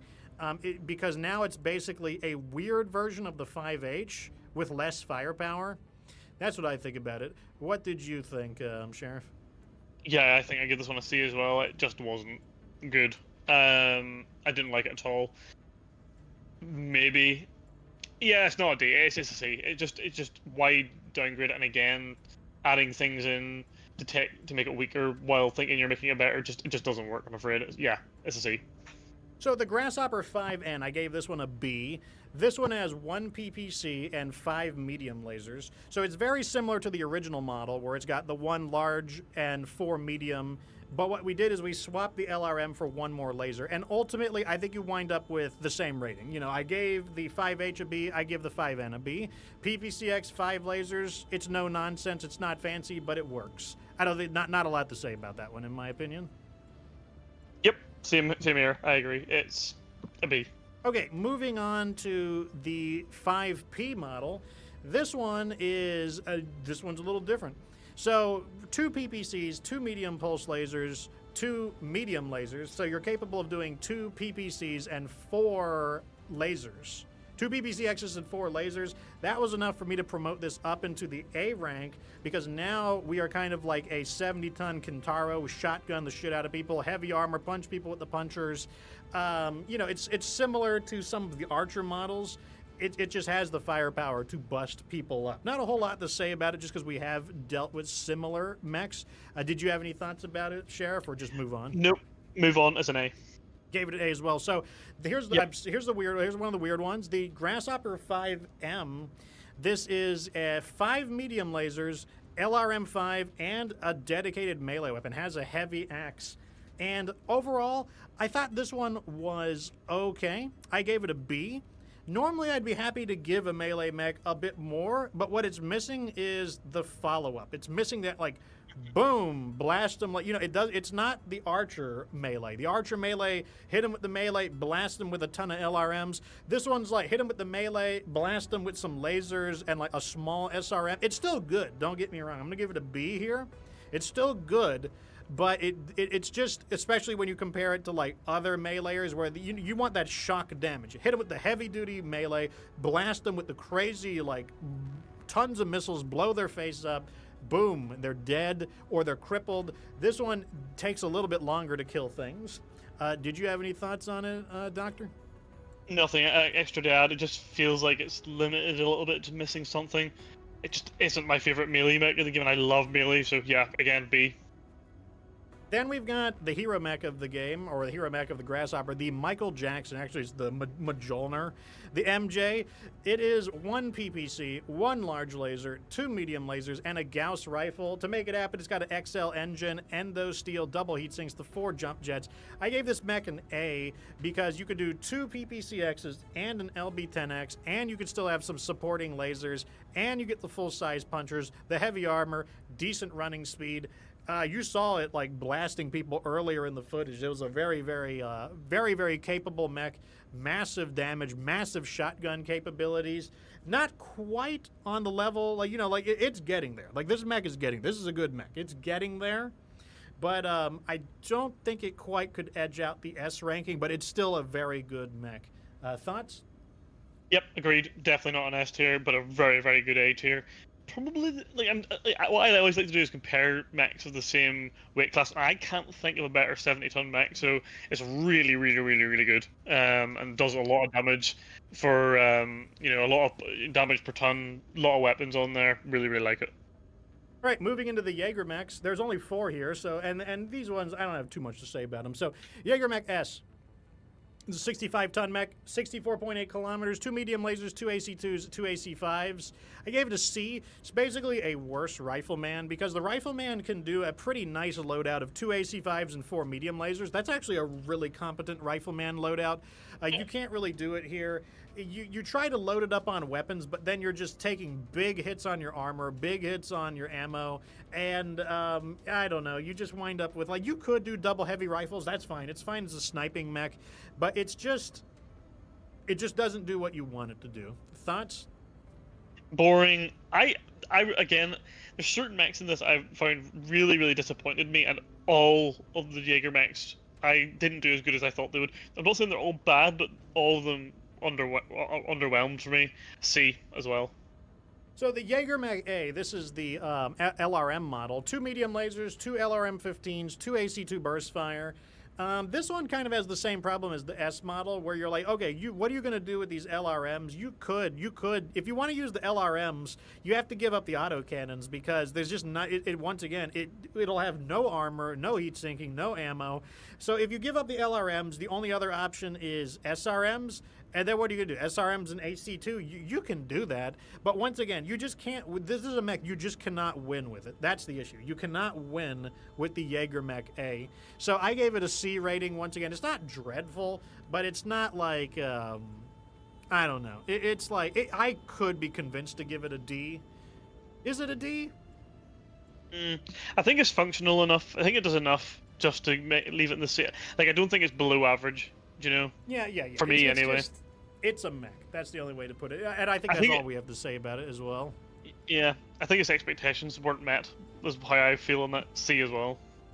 So the Jaggermech double Ds. 2 medium pulse laser, 2 ultra AC5s, 2 AC2s.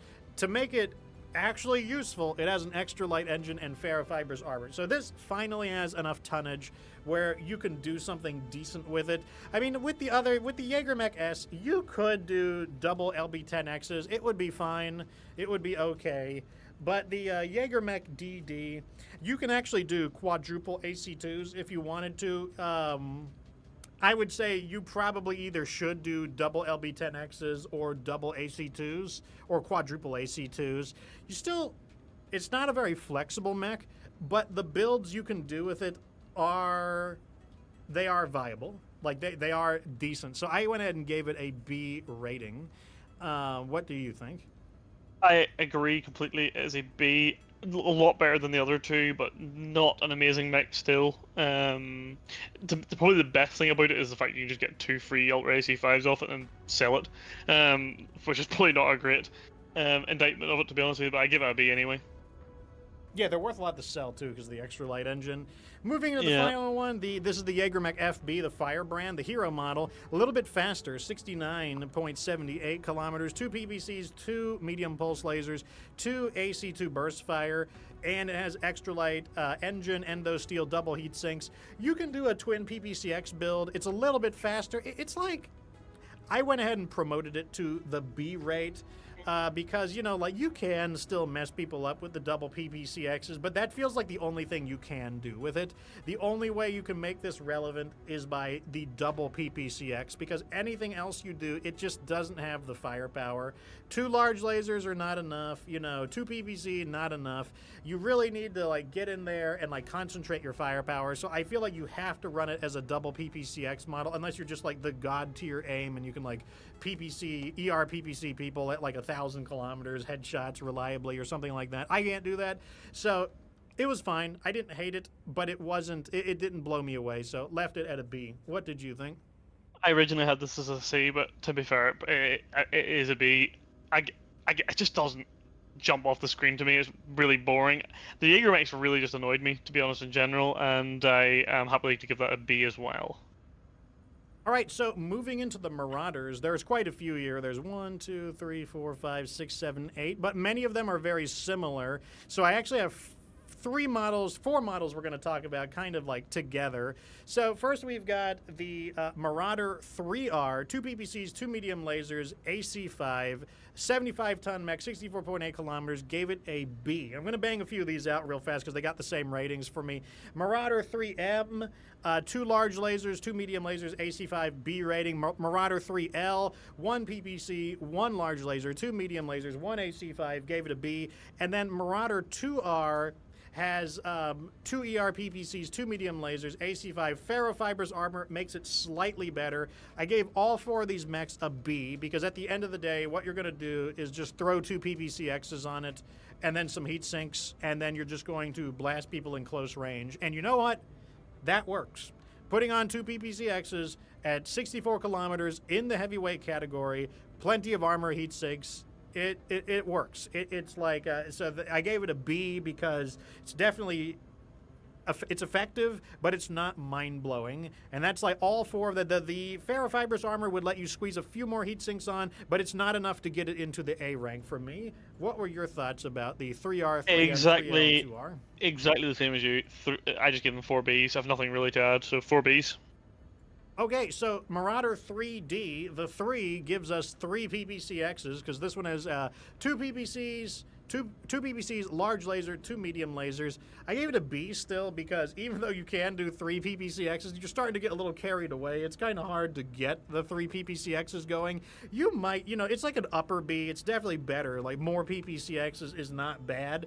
You know, like, I don't know, maybe if you fully invested in it, maybe you could get it to an A with all the heat sinking and everything, but I kept it at a B because now you're starting to get a little bit greedy at 3 PPCXs. If it was like 2 PPCXs and like 4 medium lasers or like 6 medium lasers or something, you know, maybe then you'd be cooking. Or if it actually had endo steel, extra light engine, maybe if you could do 3 PPC, because like that's the issue. Like, you don't have the space saving capability of extra light engine, endo steel in order to cram more double heat sinks on there. So I kept it at a B. Could have been better if it had some space saving upgrades. Thoughts? Yep, B as well. It just doesn't have the additional thing going on there. And I do recall it being a very hot mech as well, but probably needs upgrades. So Marauder 5D, 2 ER PPCs, large pulse laser, 2 medium pulse laser, Streak SRM2. So this one is probably an upper B, maybe a lower A, because you do have the extra light engine. You can do the triple PPCX build, but it's still not like it's fine. It's pretty good. It's lacking the secret sauce that some of the other mechs are having. Like I'm not unwilling to. I'll promote. I'll give it the A. I'll give it the A ranking. I'll go ahead and promote it because 3 PPCXs is pretty comparable to having like an ass ton of SRMs. So it's probably the best thing you're going to get to some of the Archer builds where you just have like a freaky ton of SRMs. So I'll go ahead and, it does have the extra light engine allowing it to cram more on. So I'll go ahead and promote it from the B to an A rating. What do you feel about it, Sheriff? Yeah, I didn't use it quite as much, and I don't think it warrants me going into an A. I'm just going to stick B, to be honest. It's just another average mech. I wanted it to be better than it was. And although I've given basically all the Marauders Bs, they did disappoint me a little bit. I thought they might be a little bit better. I thought we were going to have a few A's here, but I didn't think any of them were terribly worthy of it, so I'm going to stick B. In many cases, the Marauder is a worse Warhammer because the Warhammer can do twin PPCXs but better support weapons, generally Absolutely speaking. correct. Yeah, that's a very good point. And arms. Now we've got the Marauder Bounty Hunter and the Bounty Hunter 2. We'll talk about them separately, but they are relatively similar. So Bounty Hunter 1 is a 48.6 kilometer mech, 3 PPCs, 4 medium lasers, double heat sinks. I gave it a C rating because although, yes, you can do 3 PPCXs, and yes, you get the 4 medium lasers, it's too slow. You're at 48 kilometers, like you're very slow for your weight class. Basically, everything is faster than you, and you have the trouble of deploying the PPCXs.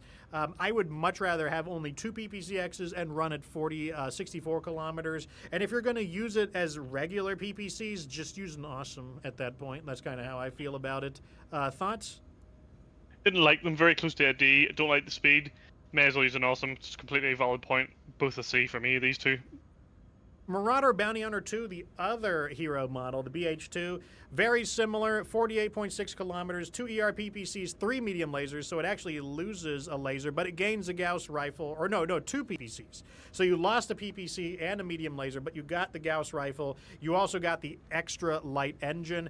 I still gave it a C, though, because at the end of the day, you don't have enough, you can't use the heavy rifle effectively. You can't use multiple heavy rifles. You're splitting up your weapons for no apparent reason. You're going to do probably double PPCX, LBX-10. You're too slow to close the distance. I just think it's just, I don't know, I just don't think it's a good idea. Maybe it would work on the tabletop. Doesn't really work very well. It's like there's better options in MechWarrior 5. So I gave it the same C rating. Thoughts? C. Don't like it. Too slow. Stupid. So let's go into the assault mech. So we're in the final category.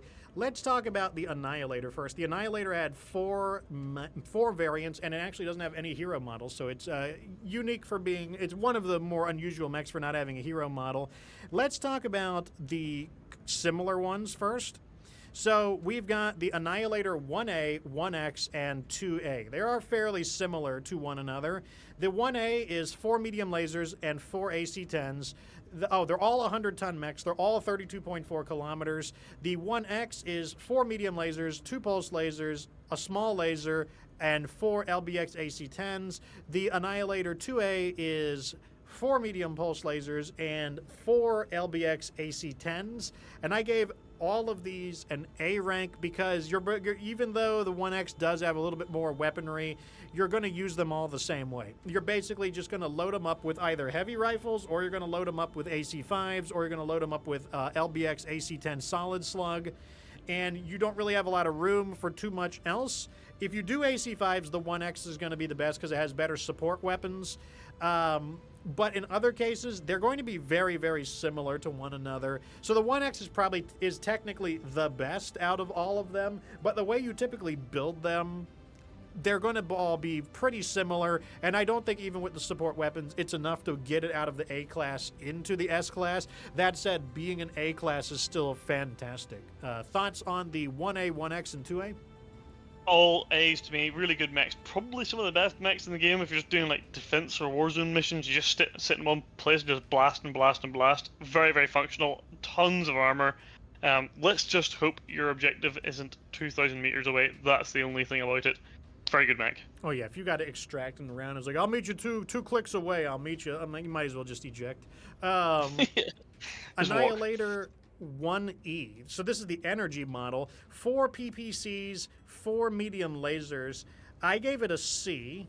And the issue I have with it is that it is very hard to make use of it. You can make something decent out of it. We did do a 4 binary laser build, but in order to make the 4 binary laser build decent, we had to use all tier 5 binary lasers, and we had to fully load it up with the maximum upgrades, like damage upgrades, heat upgrades, and even then, sometimes we even needed the assistance of another mech with lots of binary lasers to really make sure we're putting the mechs in the dirt.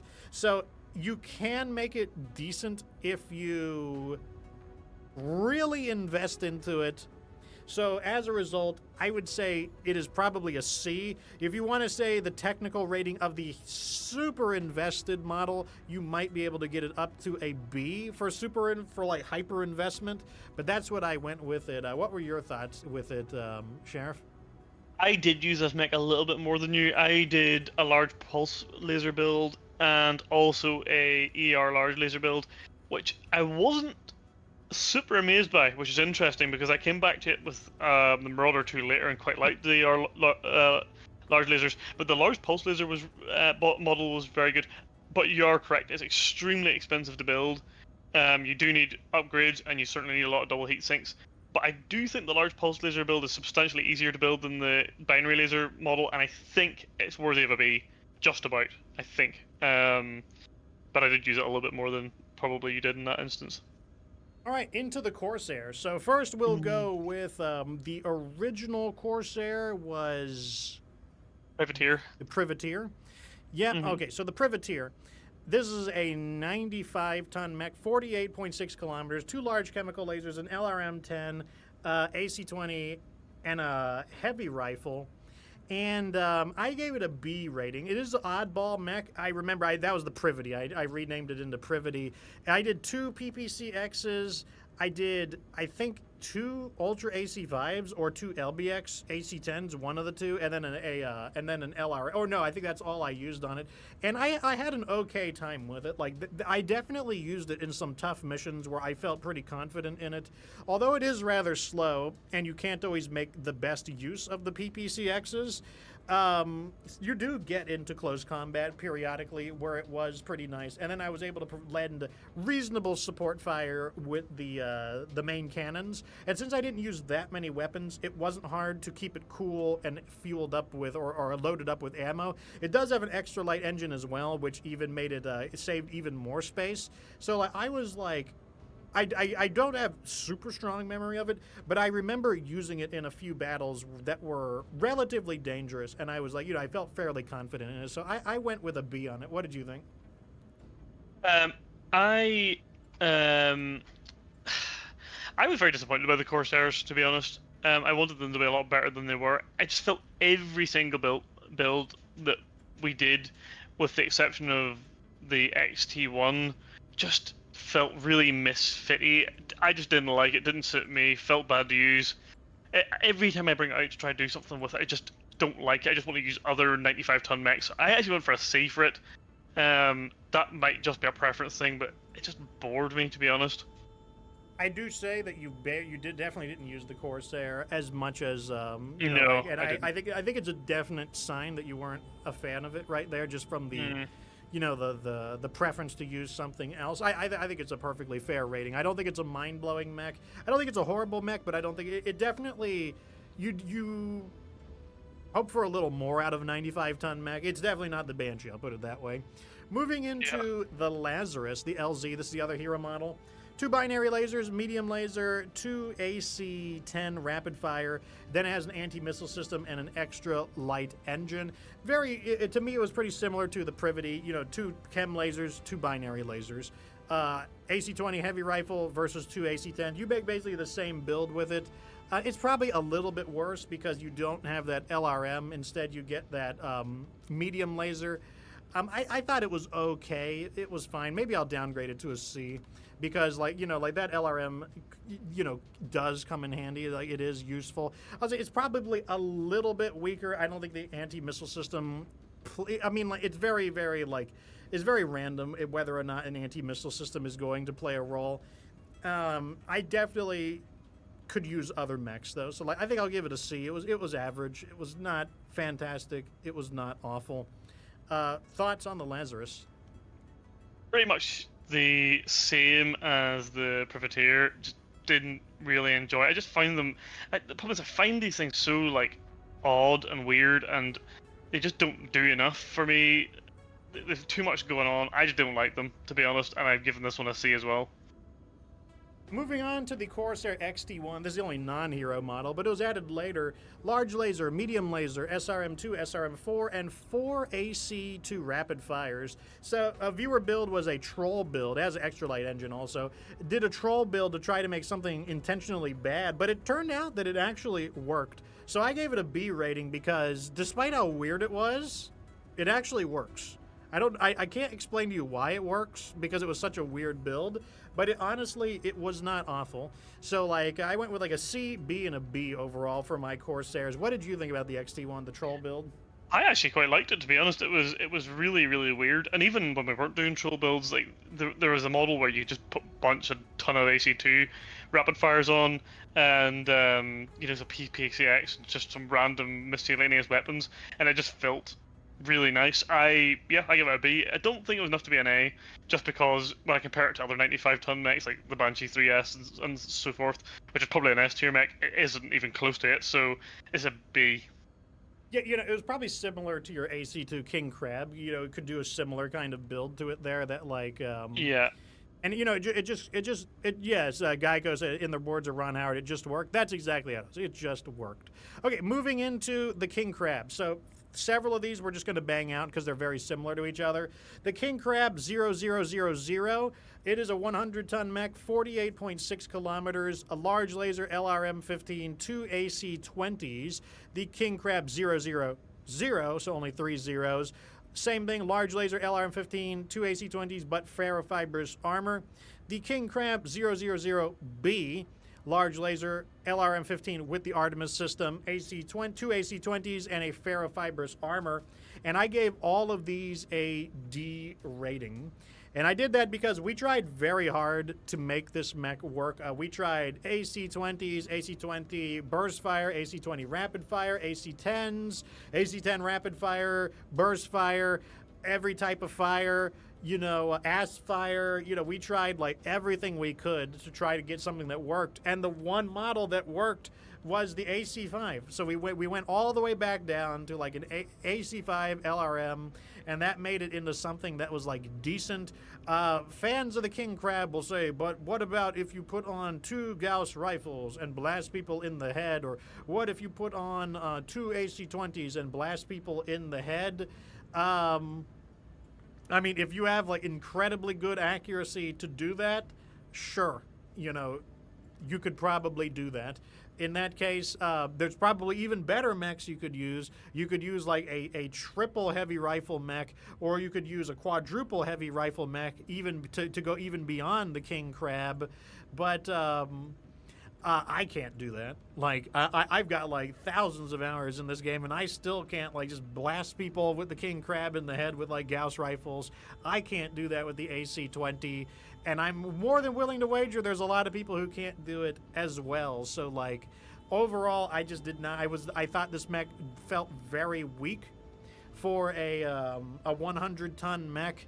And while, the people who say the King Crab is good, basically, if you have to be perfect, if you have to have perfect aim for a mech to be good, then I don't think the mech is very good. And I am suspicious of the people who say they are just laying out 20 mechs in a row with headshots. I do suspect they are cranking up aim assist.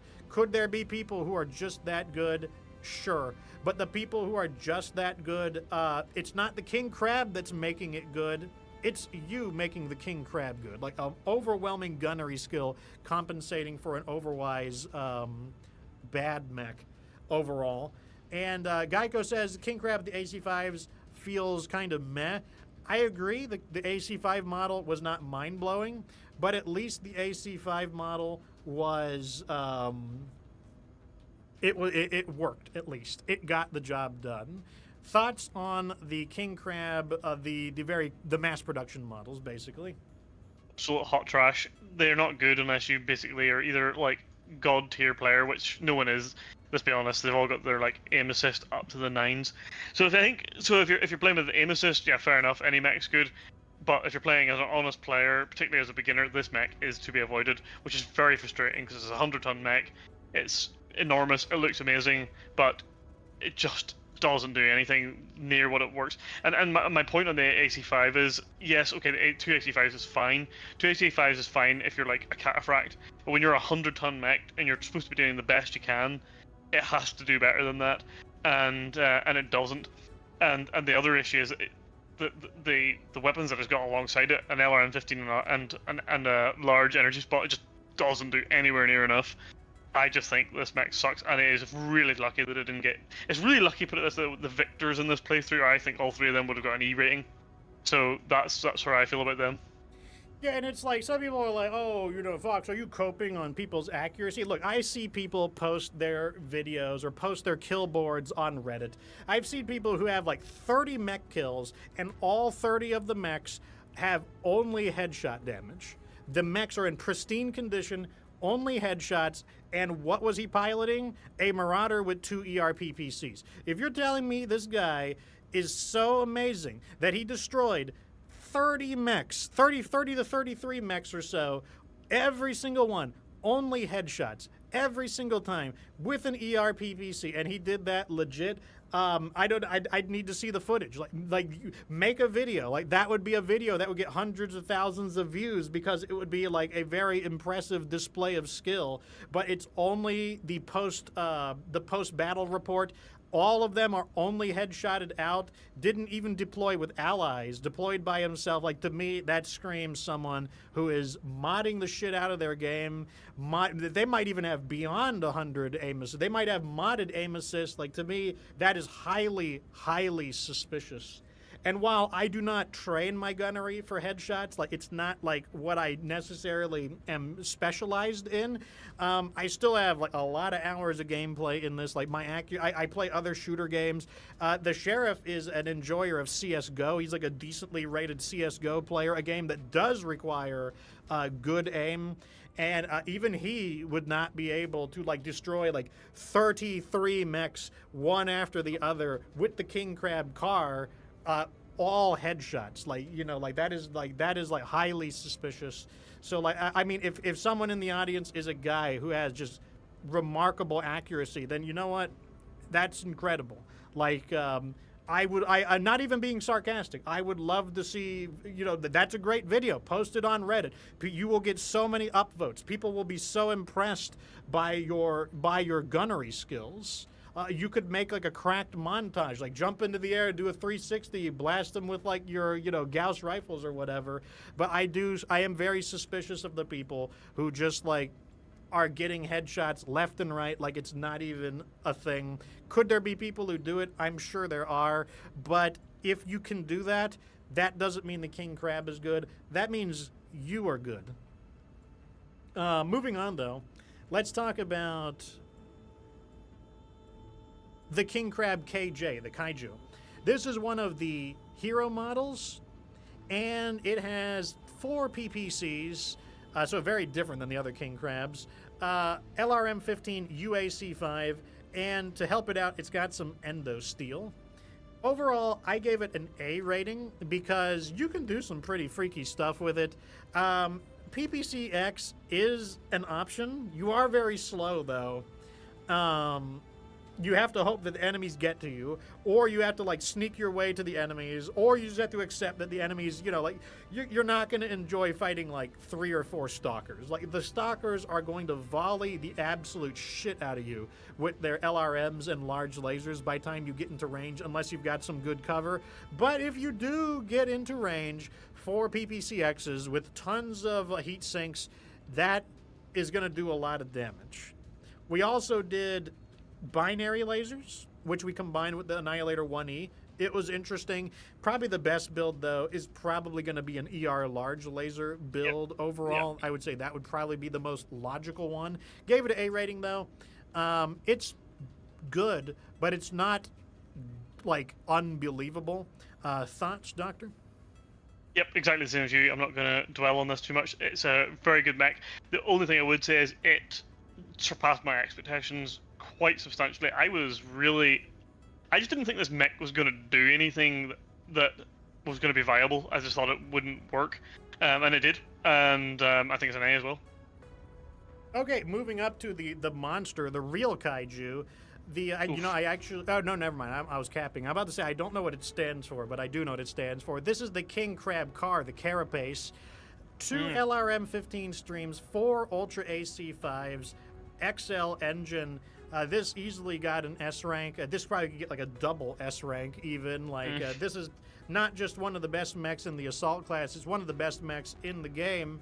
And one of the things that we learned about the King Crab car, because like normally with the car we just do the quadruple heavy rifles, but because this was the car's chance for research and development, the sheriff went ahead and just threw on basically everything onto it to see how it worked out, and we really couldn't get a build that wasn't good. And because you were the main tester of the car, I'll let you go ahead and explain your car experience. I love this mech. I love this mech before we even did this. As you well know, I will use this till the days come home, and I cannot wait to blast some loser clanners with this thing. So yeah, we basically did everything from 4 AC2s, and it just does it well. It just does it better than some of these previous mechs. We've done it because there's just so much space, putting tons of ammo on, tons of heat sinks. It just doesn't care. I mean, I basically never used the missile slots. I think I may have did once for maybe the AC2 build. I'm not sure, but I barely fired them. But I think one of the standouts was actually the ultra, sorry, not the ultra AC anything, the AC5 rapid fire quad. Basically, 4 of them. That thing was nasty because in isolation, 1 or 2 of them don't do a lot, but see when you have 4 of those things just constantly firing, bang, bang, bang, after that really gets nasty. And it was, now if you can deal with the recoil and all the rest of that thing is really dirty.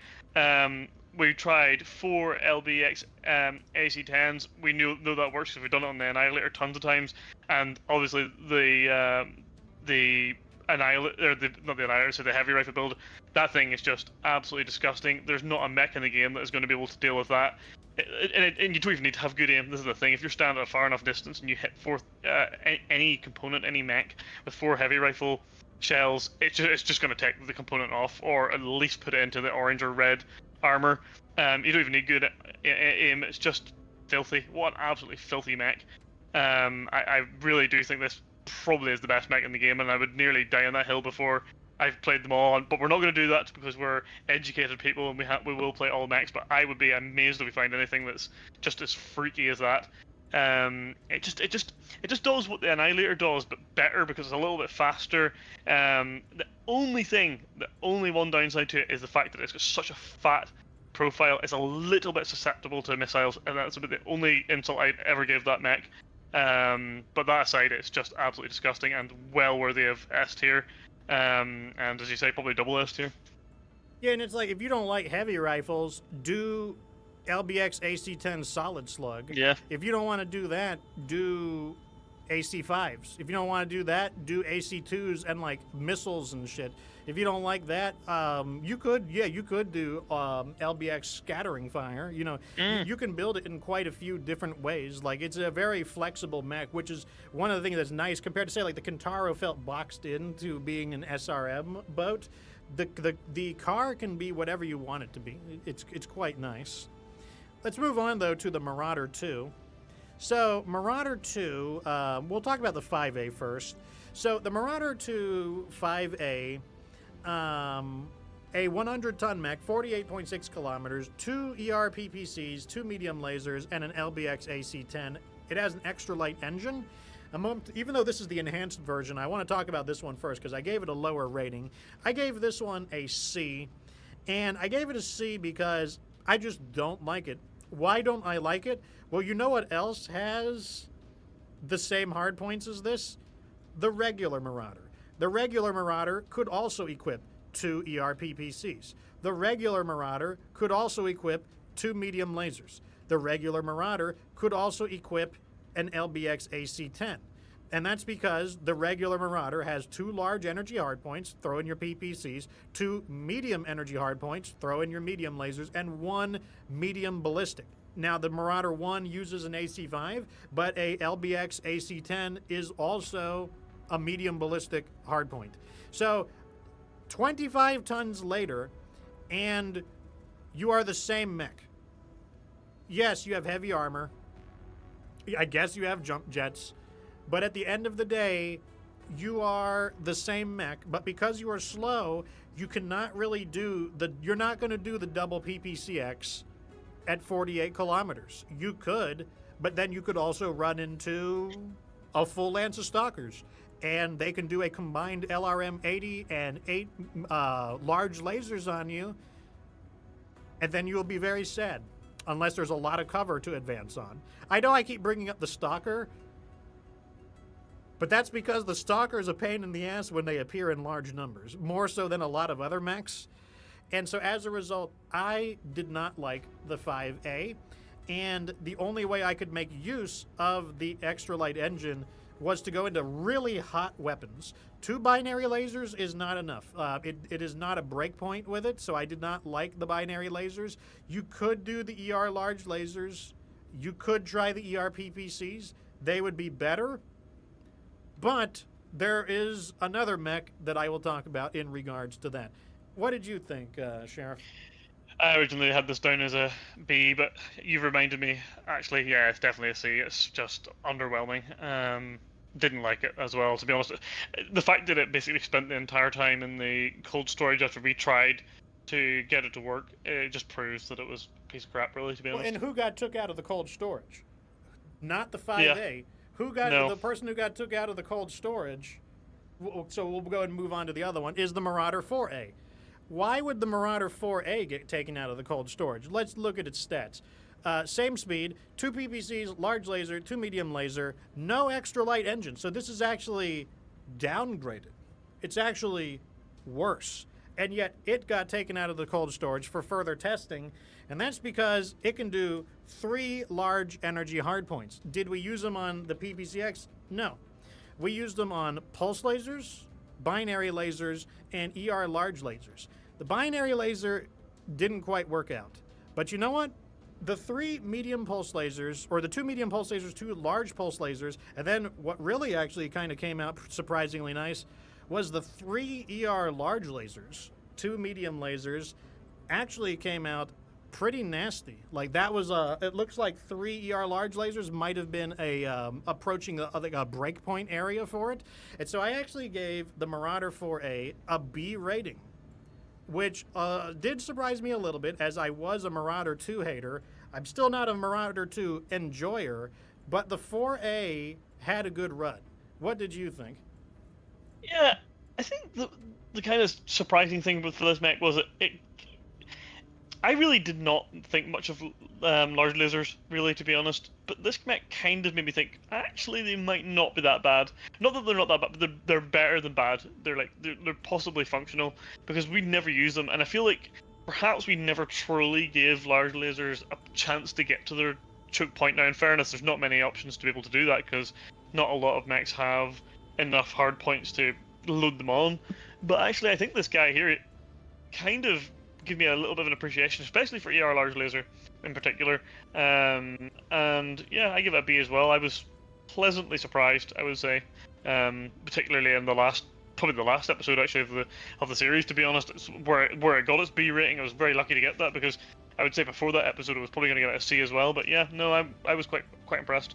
is really specifically the ER large laser as well, because we were able to damage enemies comfortably in that like 1,000, 1,200 meter range. That was actually making a pretty big difference. The PPC model also, the triple ER PPC model, even with the heat, I was a little worried about the heat. It didn't do bad.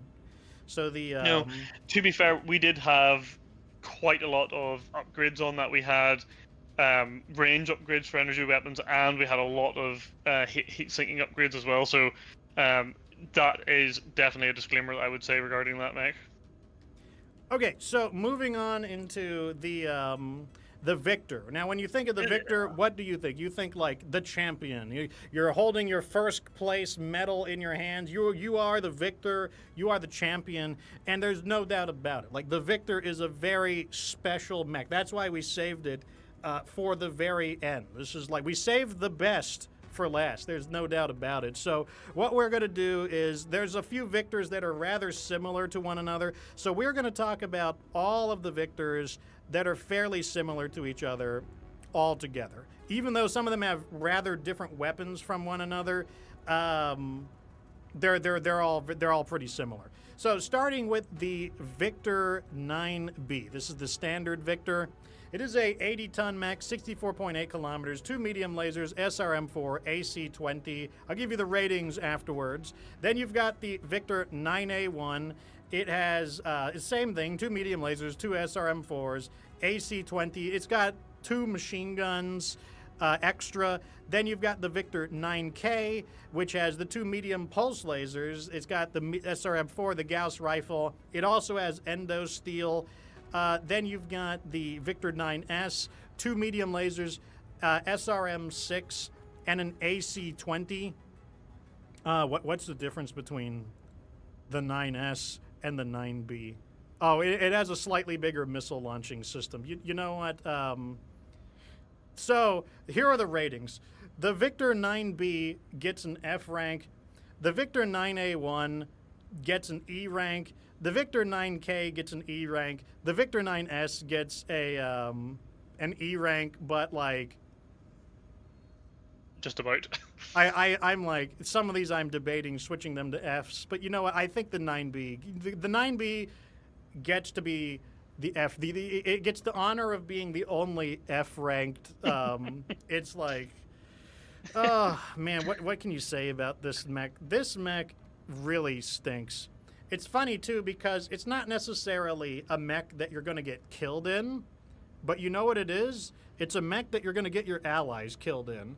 Why would it be a mech that gets your allies killed and not you? Because it is a very heavily armored mech. You're not necessarily in danger of dying. The enemies will probably ignore you, so you're heavily armored.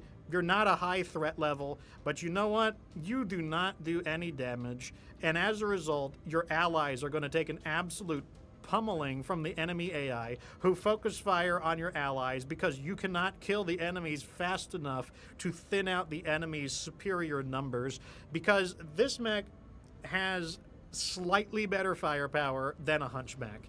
What does a Hunchback have at 50 tons? AC-20, 2 medium lasers, and a small laser. What does the Victor 9B have 30 tons later? 2 medium lasers, just like the Hunchback, AC-20, just like the Hunchback, and it has an SRM4 instead of a small laser, which gives it a little bit more firepower than a mech that is 30 tons lighter than it, and the Hunchback is very heavily armored for its weight class as well.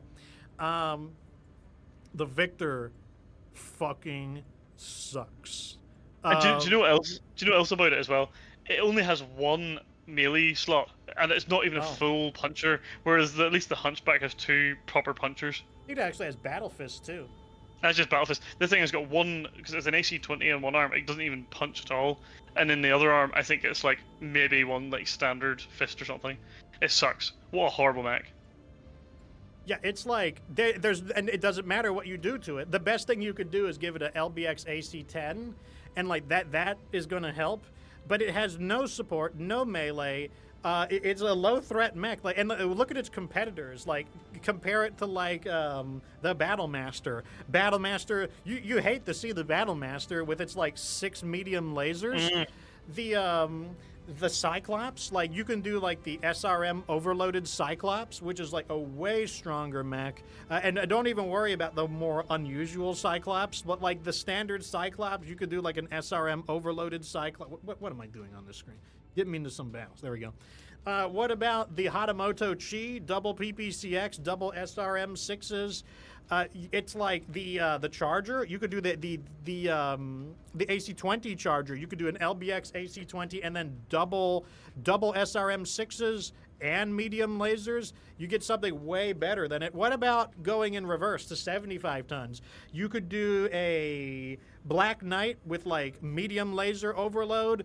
You could do Warhammer PPCX overload. You could do Archer SRM or PPCX overload. You could do anything. Like you can do almost, and it's such a bad mech. And it's because it just has horrible hard points, doesn't have enough hard points. It's so hard to like, you're trying to eke out everything you can out of that one ballistic hard point. And the best you can do is either a rapid fire AC5 or an LBX AC-10. That's the highest DPS you can get. Now there's going to be, well, I can use the Gauss rifle and I can like blamp shoot guys from like 1,500 meters away with a headshot. I can kill like 30 mechs in a row with headshots with the Victor. Like, you know, I'm sure there's someone out there who is capable of doing that.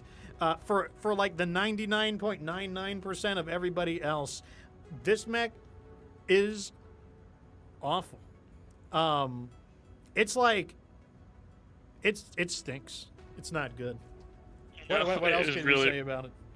There's nothing else to add. Just get off my screen. And you know, Illumination in the chat has said, but Fox, it has jump jets. Yes, and the only use they have is for running away because you're not going to be able to fight anything. Do you know what the Victor is? The Victor is basically just a car. You know, it's just a vehicle to travel from point A to point B. It literally is not a weapon. It's such a horrible mech. I bet it's a real shame. Are in the legs too. Like, I bet it's. I don't know where its jump jet ports are. If they're in the legs, then they just help not being able to put your ammo in the legs. If they're, I don't know where they are. If they're in the legs, then the jump jets are just there to help you not put your ammo in your legs, which is like, you know, that would be a perfectly safe place for the Victor since it only has like, it doesn't have that much, you know, like you probably only need like 2 or 3 tons of ammo between the SRM and the autocannon. So it's like. And even if it doesn't have the jump jets in the jump jets would make it even worse because the assault jump jets or whatever jump jets it uses are going to be like 1 or 2 tons. So you're just like taking even more weight off of it. So the Victor 9K has endo steel. What are you going to do? Like the problem with the Victor isn't its space. The problem with the Victor is it just can't load good enough weapons on. It's not good. That's the main problem. Yeah, it sucks. Let's move into the Victor 9P. It's got a P in the name, so hopefully something interesting happens. 1 medium laser, great start. We've already lost the laser. SRM 6, AC-10, but here's the saving grace. It has an assault claymore. And the assault claymore on a 64-kilometer assault mech, and it has okay support, like you could do LBX, AC-10, and an SRM 6, is enough to get it into the C tier. It's enough to, like, you know, this is workable. And it's one of the mechs that, like, helps to try to save the Victor. Now, you might say, couldn't it go up to a B? You know, like Assault Claymore, LBX, SRM6. That's not bad. The problem is that it has really, really stiff competition. There are brutal melee mechs in the Assault category. You've got the Cyclops, for example. The Cyclops melee is really nasty. You've got the Banshee melee, really nasty. You've got the multiple Highlanders that are capable of melee. The Red Shank isn't bad, but the Vest is really, really nasty. Many of these, you have the Hatamoto Chi can do a melee. Like, there are a lot of tough melee mechs in the Assault class. So while the Assault Claymore plus an LBX AC-10 and an SRM, that definitely helps. It's a perfectly usable mech.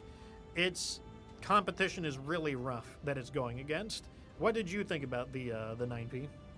Yeah, same as you. It's functional. It's just, if I had to like categorize it, I'd just say it's a melee mech, and I think quite rightly gets an average rating of C. Okay, now we're moving into the hero models. So first up, we're going to go with the Victor DS. This is the Dragon Slayer. This is a kind of strangely sped mech. It's 66.82 kilometers. I don't know why they fucked with the engine, but they did. A PPC, 2 medium lasers, SRM-6, Gauss rifle, extra light engine, endo steel, double heat sinks, 4 jump jets. Overall, this is what the Victor needed. It needed some extra weapons, and it was surprisingly not bad. We did do a pretty good viewer build. I think it was from like Moonlight, his name was? Moon something? He made one that was really decent. You can do a PPCX, keep the 2 lasers, keep the SRM-6, and an LBX AC-10. So you got like the shotgun style gameplay. You're not slow. You know, you're quick for an assault mech. And not bad. It is kind of annoying that you have so many different weapons. You got a laser, PPCX, SRM-6, LBX AC-10, but it helps. It's still fine. It's a perfectly good mech. There are better mechs, but that's exactly what the B rank is. It's good, but there are things that are better. It does a good job of helping to keep the Victor from being like the laughingstock of the assault mechs. What did you think of the DS? I quite liked it, to be honest. I was really surprised about it. Like, if I'm being truthful, it's not really a mech I'd ever used that much before. I definitely would have overlooked it. It's probably something I've bought or earned or whatever. I just thrown it into my cold storage and never give it much consideration. But actually, it was quite good. And the guy whose build we used, to be honest, I didn't hate it. I don't think it was, by any stretch of the imagination, the best assault mech, and I think it deserves its B rating. And then finally, we've got the Victor Basilisk, the Victor BSK. Same speed as the other standard Victors. 2 medium lasers, 3 Streak SRM-2s, and an LBX solid slug autocannon. Extra light engine. And then it also has an ECM jammer, double heat sinks, 3 jump jets. I gave this an A rank. And this is probably the mech that like saves the Victor. What you could do is a LBX AC-10 scattering projectiles, 3 SRM-4s, so it's combined SRM-6, 2 medium lasers, and what you're winding up with is a pretty good mech overall. It's still not quite enough to take it into like the domain of like the S tier. I wouldn't even call it an upper A rank. But it's just good. It's just good. It's like it's solidly A. There are definitely even better mechs than it, but at the same time, you would not be unhappy to operate a Basilisk. It's got plenty of firepower. It will break enemies down pretty quickly. The extra light engine helps you, cram on a bit more heat sinks mainly. That's what you mainly need is heat sinks to keep the weapons going. I don't know if the ECM jammer is worth it or not. You will have to do the ECM jamming playthrough to really say. But overall, solidly A. But there's definitely better mechs. What did you think about the Basilisk? Yep. Completely agree. It basically takes what's bad about the other Victors and the fact that they don't have any places to put weapons on, any hard points, and then just gives you hard points. Like, oh wow, all of a sudden you have an assault mech that you can actually put weapons on, and quite good hard points as well. So yeah, no, it's a good mech and solid A. Again, I don't disagree with any of your ratings there. So it's an A for me too. All right, so we're moving into the final section. So this is where we're going to say overperformers, underperformers, top 5, worst 5, and then the best mech and the worst mech of the series. So first we'll talk about overperformers. Overperforming means we had a certain expectation and it exceeded our expectation. So an overperformer is not necessarily a good mech. It could be a good mech, but what it means is, for whatever reason, it just did better than we thought it would do. So my overperforming mechs were the Archer. I knew the Archer was not bad. I did not think the Archer was going to be as fantastic. Like, every Archer was good. The worst Archer was good. all of the archers. Like I could just easily, you could easily just collect archers. Like basically, what could you do with the information here? If you do another playthrough, they're just grab an archer. The archer is just always good. Like it's just such a great mech overall. We'll alternate. We'll go back and forth between them. So what about you? You go ahead and pick one of your overperformers. Well, I may as well. In an instance where you've picked one that I've also picked, I'll just pick the same thing for the sake of saving time instead of giving the same story. I also picked the archer, so let's move on. So my second overperformer was the grasshopper. This is a mech that I definitely. So the archer I had, I thought the archer was nice. I liked it. So the fact that it overperformed when I already liked it, that's impressive. The grasshopper I had a negative impression of. I thought the grasshopper kind of sucked, and I had a good reason, because PPCX didn't exist. The grasshopper with the integration of the PPCX was way better than I thought. And while it wasn't on the same level as the archer in most cases, there were some grasshoppers that could come close. Like there were some A-ranked grasshoppers that I really liked. The grasshopper, in fact, the only grasshoppers I didn't like were the ones that could not equip a PPCX. Go ahead with one of your picks, Sharon. I also said the grasshopper, so it's in there too. Okay, so grasshopper. My third pick was the Blackjack. And, you know, I'm going to go ahead and narrow it down to, like, both the sheriff and I agreed here. The Blackjack 1X was an overperforming model. The PPCX definitely helped the Blackjack out, but the model that really took me by surprise was the 4 medium laser 4 flamer model, because it just like, I mean, like, I guess it shouldn't, it should have been obvious, like 8 medium lasers is good, but it's easy to forget that there is a Blackjack with 8 medium lasers on it, and so like that one just turned out to be really nice overall. What about you, Sheriff? Like, I'll let you. Yeah, no, exactly the same. What didn't help was I found that quite a lot of the Blackjacks really underperformed. So the 1X was a really nice surprise. I liked the fact that it felt overpowered for its weight class. Yeah, no, I was really surprised by that one. I literally had no idea of its even its existence. I mean, I've seen it before and I've collected it before, but I just normally just throw it into the cold storage and never use it. But it's the benefit of this playthrough that we're getting to use mechs that we don't normally use, and that definitely one that I think, yeah, came out of left field for me. All right, so here's one where we differ, because, like, you know, we didn't all have the same pick. So the Shadowhawk Grey Death, this was a mech that I just knew it existed. I had never used it before. I had seen it. I've collected. I've even bought it before, but I've never used it, and I didn't realize how high-performing it was. So, like, yeah, I mean, if I were to just randomly play a game with no special rules or settings, I would 100% pick up the Shadowhawk Grey Death. I think it is viable at any stage of the game as well, especially if you have the pilot handling at a high-level mission, because it's got the firepower, speed, armor, and specs. You could use it at any stage of the game. Go ahead with one of your picks. Yeah, I had that written down, but it wasn't really an overperformer for me because I knew it was going to do well, so I've just removed it. But one that I have that's different to you here is the Marauder 2-4A, specifically the one that we were talking about with the 3 large energy hardpoints. I thought that thing was going to suck.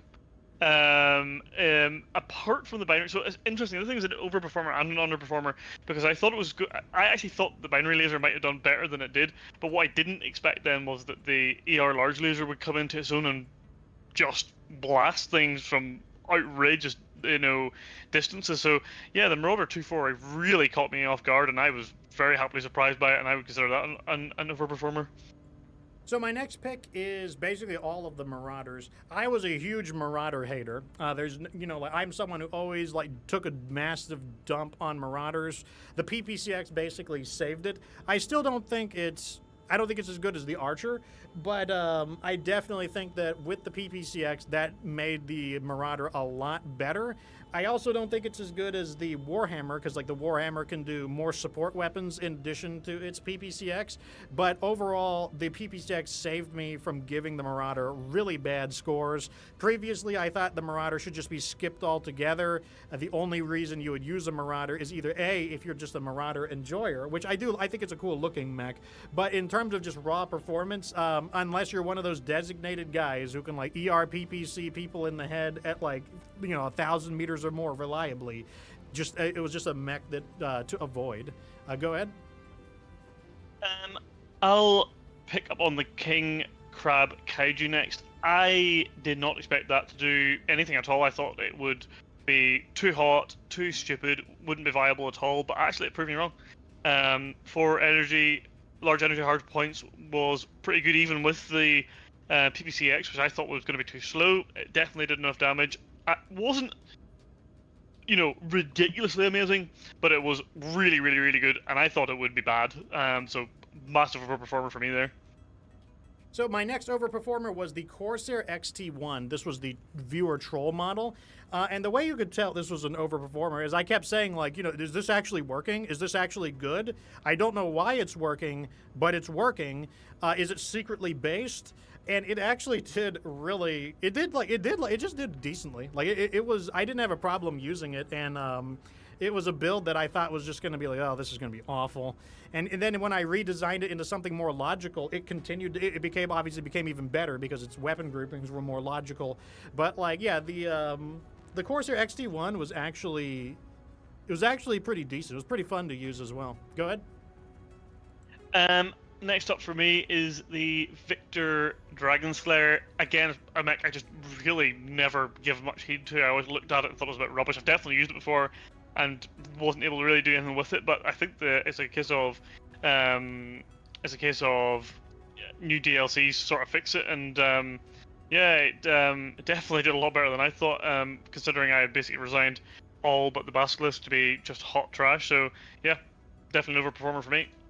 So that's one that I had also chose. Just as a quick add-on, I'll say, like, the DS suffered from the issue of the Victor in general. It's a Victor. It has to be bad. Yeah. Only the Basilisk is good. I'm pleasantly wrong. So, there is a little more room for the Victor. It's a perfectly competent mech. But so the last one I have is the King Crab car. Kind of a strange, because you're like, don't you know the King Crab car is good?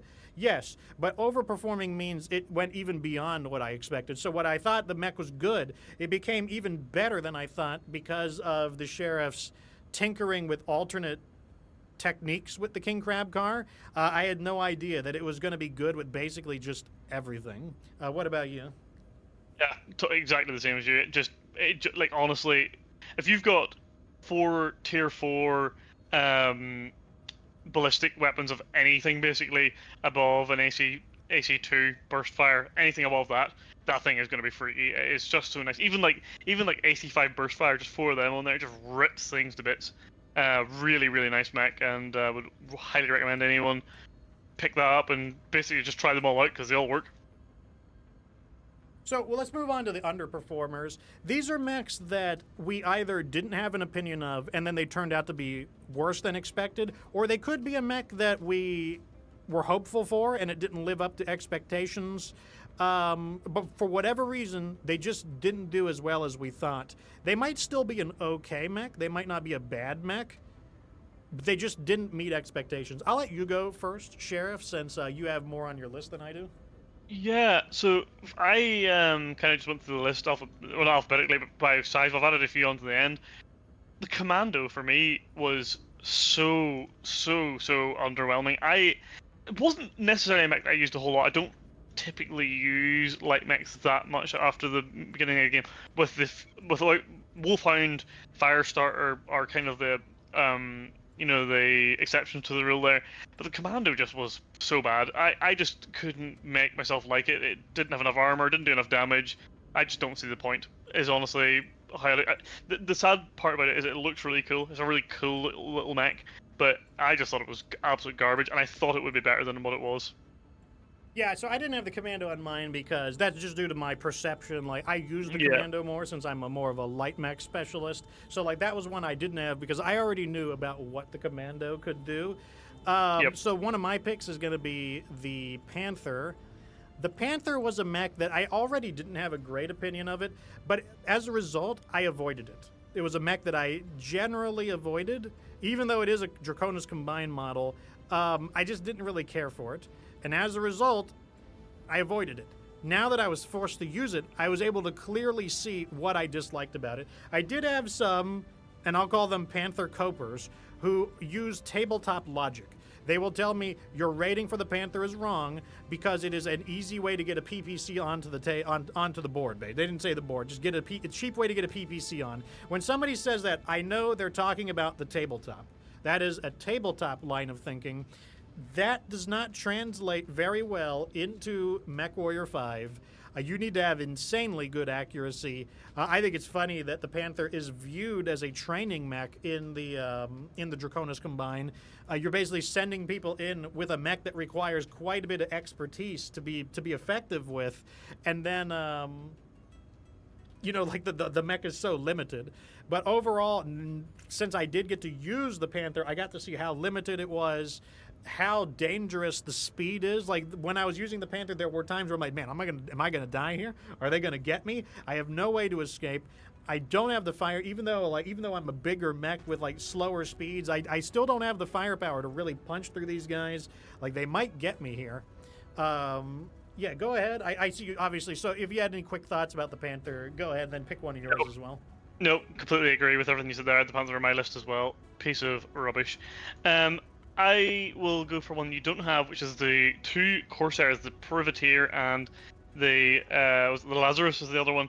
I really thought we could do something with those. I knew in their stock configuration they weren't good, but I really had high hopes that we could make something that was not just functional, but like amazing, and we just couldn't.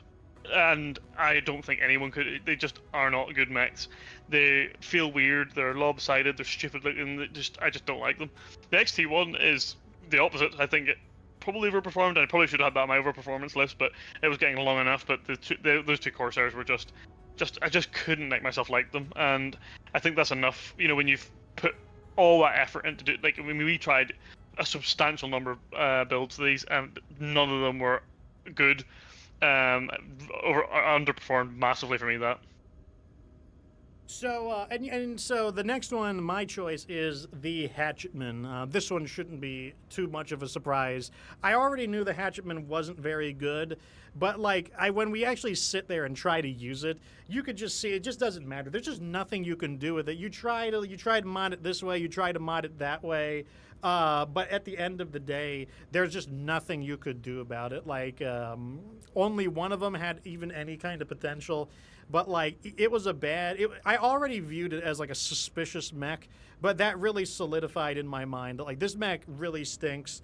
We really got to hope that the Shadow of Kerensky model can really improve upon it. Otherwise, there's just no reason to use a Hatchetman. And there's like, you would have to try to do so much to try to eke some performance out of it. Like you'd have to upgrade its speed, upgrade its turning, and why even do that when you could just use one of the other? You could just use like the Wolverine melee. You could use the Griffin melee. You could just use so many other things that just work as a better base platform. But that's what I thought. Like, you also chose the Hatchetman. If you had any thoughts, go ahead and then go ahead and pick one of yours as well. Yeah, nothing else there. The Hatchetman was just crap. I will go on to another one you don't have, which is the 2P models of the Shadowhawks. There's the Shadowhawk 1P and the 2P, which is the melee mech, and also the mask one. I had hoped we could turn them into something kind of nasty, but the melee one kind of just wasn't it. It just required a little bit more. And there wasn't enough room to put on like an LVX AC and make it really, really functional. And the 2P, the mask one, it just sacrificed way too much. Those mechs kind of disappointed me. I thought we were going to get something really freaky out of those, but when you compare it to the Kintaro melee mech of the same weight, it's just far better. So yeah, those 2 kind of sucked. Yeah, they have an issue of suffering from like really disparate weapons, like a little bit of this, a little bit of that.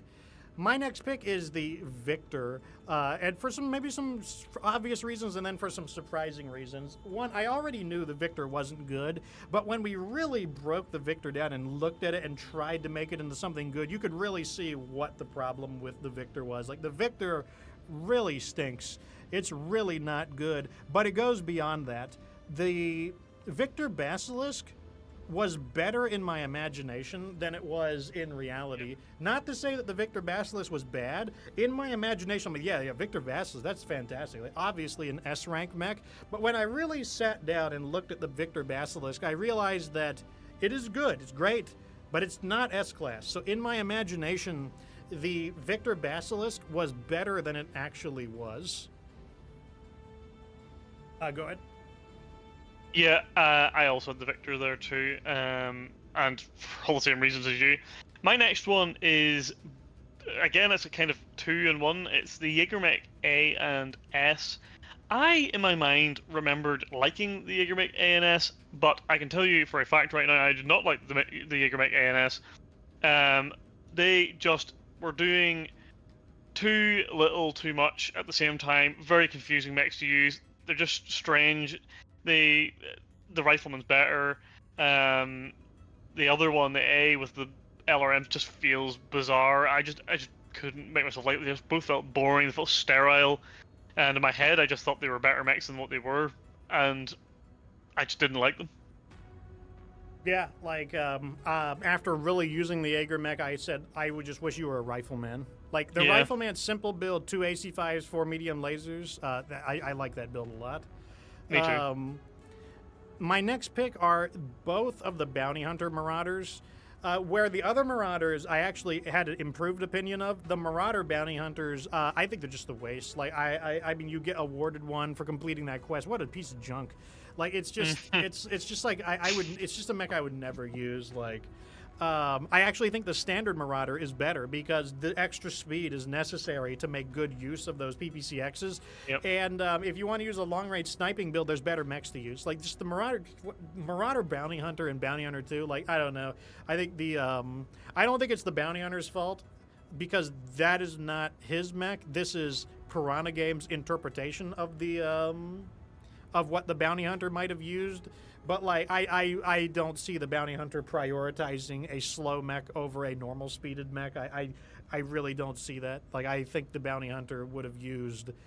The Bounty Hunter's a very skilled MechWarrior, and I think he would have valued speed, precision, and technique over being a shitty awesome, basically. So that's what I thought. Go ahead with your final pick. So my final pick, and I think you've got the same one, is the 3 Zero models of the King Crab. They're just so bad. It's another instance where I just thought, maybe beyond our abilities, that we would just somehow make something that was really, really good. Because, like, how could something with 2 large ballistic slots, you know, the most powerful weapons in the game, not do something? But the truth is, 2 AC-20s suck. 2 Gauss rifles, unless you're cheating, sucks. It just isn't good, and it just lacks hard points. It's an interesting one where if, let's imagine it had, instead of 1 large energy, I just had 4 medium lasers. All of a sudden, or 5 medium lasers that's the same weight as 1 large laser. All of a sudden, it's an unbelievably good mech, and it's really frustrating as much as it is bad. And I guess I just thought it would do something more than it did, and it didn't. Yeah, let me drag Photoshop here, and because I want to explain one of the things I really don't like about the King Crab. So I'm going to use my shitty drawing skills here to illustrate. Let me make a dot. So what we have here is, well, these 2 dots, and then I will do a circle.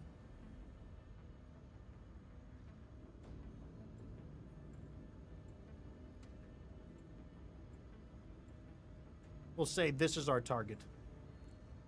So this is our target, and this is like a normal mech. So a normal mech is going to basically fire their AC-20s, and we'll say these are the arms. Yeah. Like this.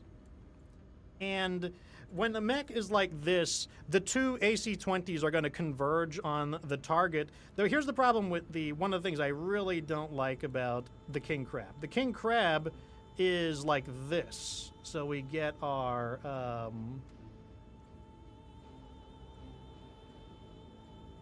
no, don't do that.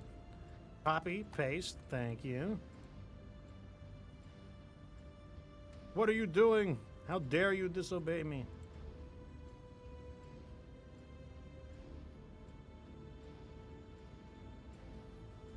Oh, I know what it is. I know what it is. I forgot the basics of Photoshop for a moment. There we go. Okay, so the other, what do you call it, is more like this.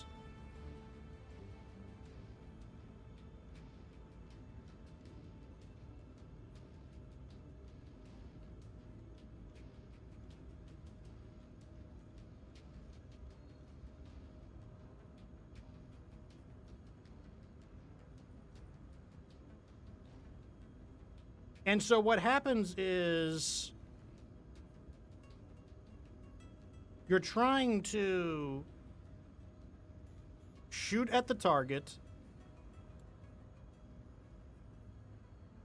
and you have this wider size, like the two, what do you call it, the two autocannons in the arms are more widely apart, and so what you can get is right over here, where you have the different sections of the mech's torso. Let's go ahead and just color code them real fast. We'll say blue. Blue is the center torso, and then we'll say purple is like the, this is like the side torso right on the side. And then you've got yellow, which is the other side torso, like this. Well, because of the way the bullets converge, you need to be a little further away. Like, on a mech where the arms are really close together, they converge onto the same body part a lot more easily. But with the King Crab, the bullets, they, especially if the target is closer. Like, what if the target is closer? Like this. If the target is closer, then you can see the issue even more. The closer the target is, the two projectiles need more time to converge on the enemy target. And like, that's one of the things I hate about the King Crab, is when they're really up close, even if you're on target, even if you're aiming right dead center on the center torso, the width of the arms can cause one of the shots to hit center torso, one of the shots to hit left torso, and you don't get like that kind of clean shot that you are that you're looking for. And you need to be further away. Well, you don't always have the option to be further away. What if you're a really annoying mech, though, like the Stalker? The Stalker is shaped like a jet airplane. Its torso components are really close together, and it's very easy for the Stalker to dodge one of the bullets and get like one center torso, one right torso. And that's something that's just really annoying about the King Crab when you're trying to be precise about it. And that's just one of the things that I did not like about the King Crab. And overall, the problem is that the large ballistic hardpoint is not the best ballistic hardpoint. I know some people really like AC-20. It's a very fun weapon, but once again, unless you have like the god accuracy and you're just able to nail people in the head, the two AC-20s are just not quite, they're just not quite it. Geico says, isn't the King Crab a long-range mech? I mean, you only have two choices. They're only two large ballistic hardpoints. You either use two AC-20s or two Gauss rifles. Yes, you could use two Gauss rifles for sure. But once again, I sure hope you could score really good headshots if you are someone using two Gauss rifles. With two AC-20s, you could go for body shots. The thing, though, is that the AC-20 is really not that high damage of a weapon. Just to quickly demonstrate, the AC-20, I believe, is 20 damage times 12.5 rounds per minute. You get 250 damage. The AC-5 is 5 damage times 40 rounds per minute, 200 damage. So the AC-20, despite weighing twice as much as an AC-5, only does a little bit more damage minute to minute than an AC-5 due to the AC-5's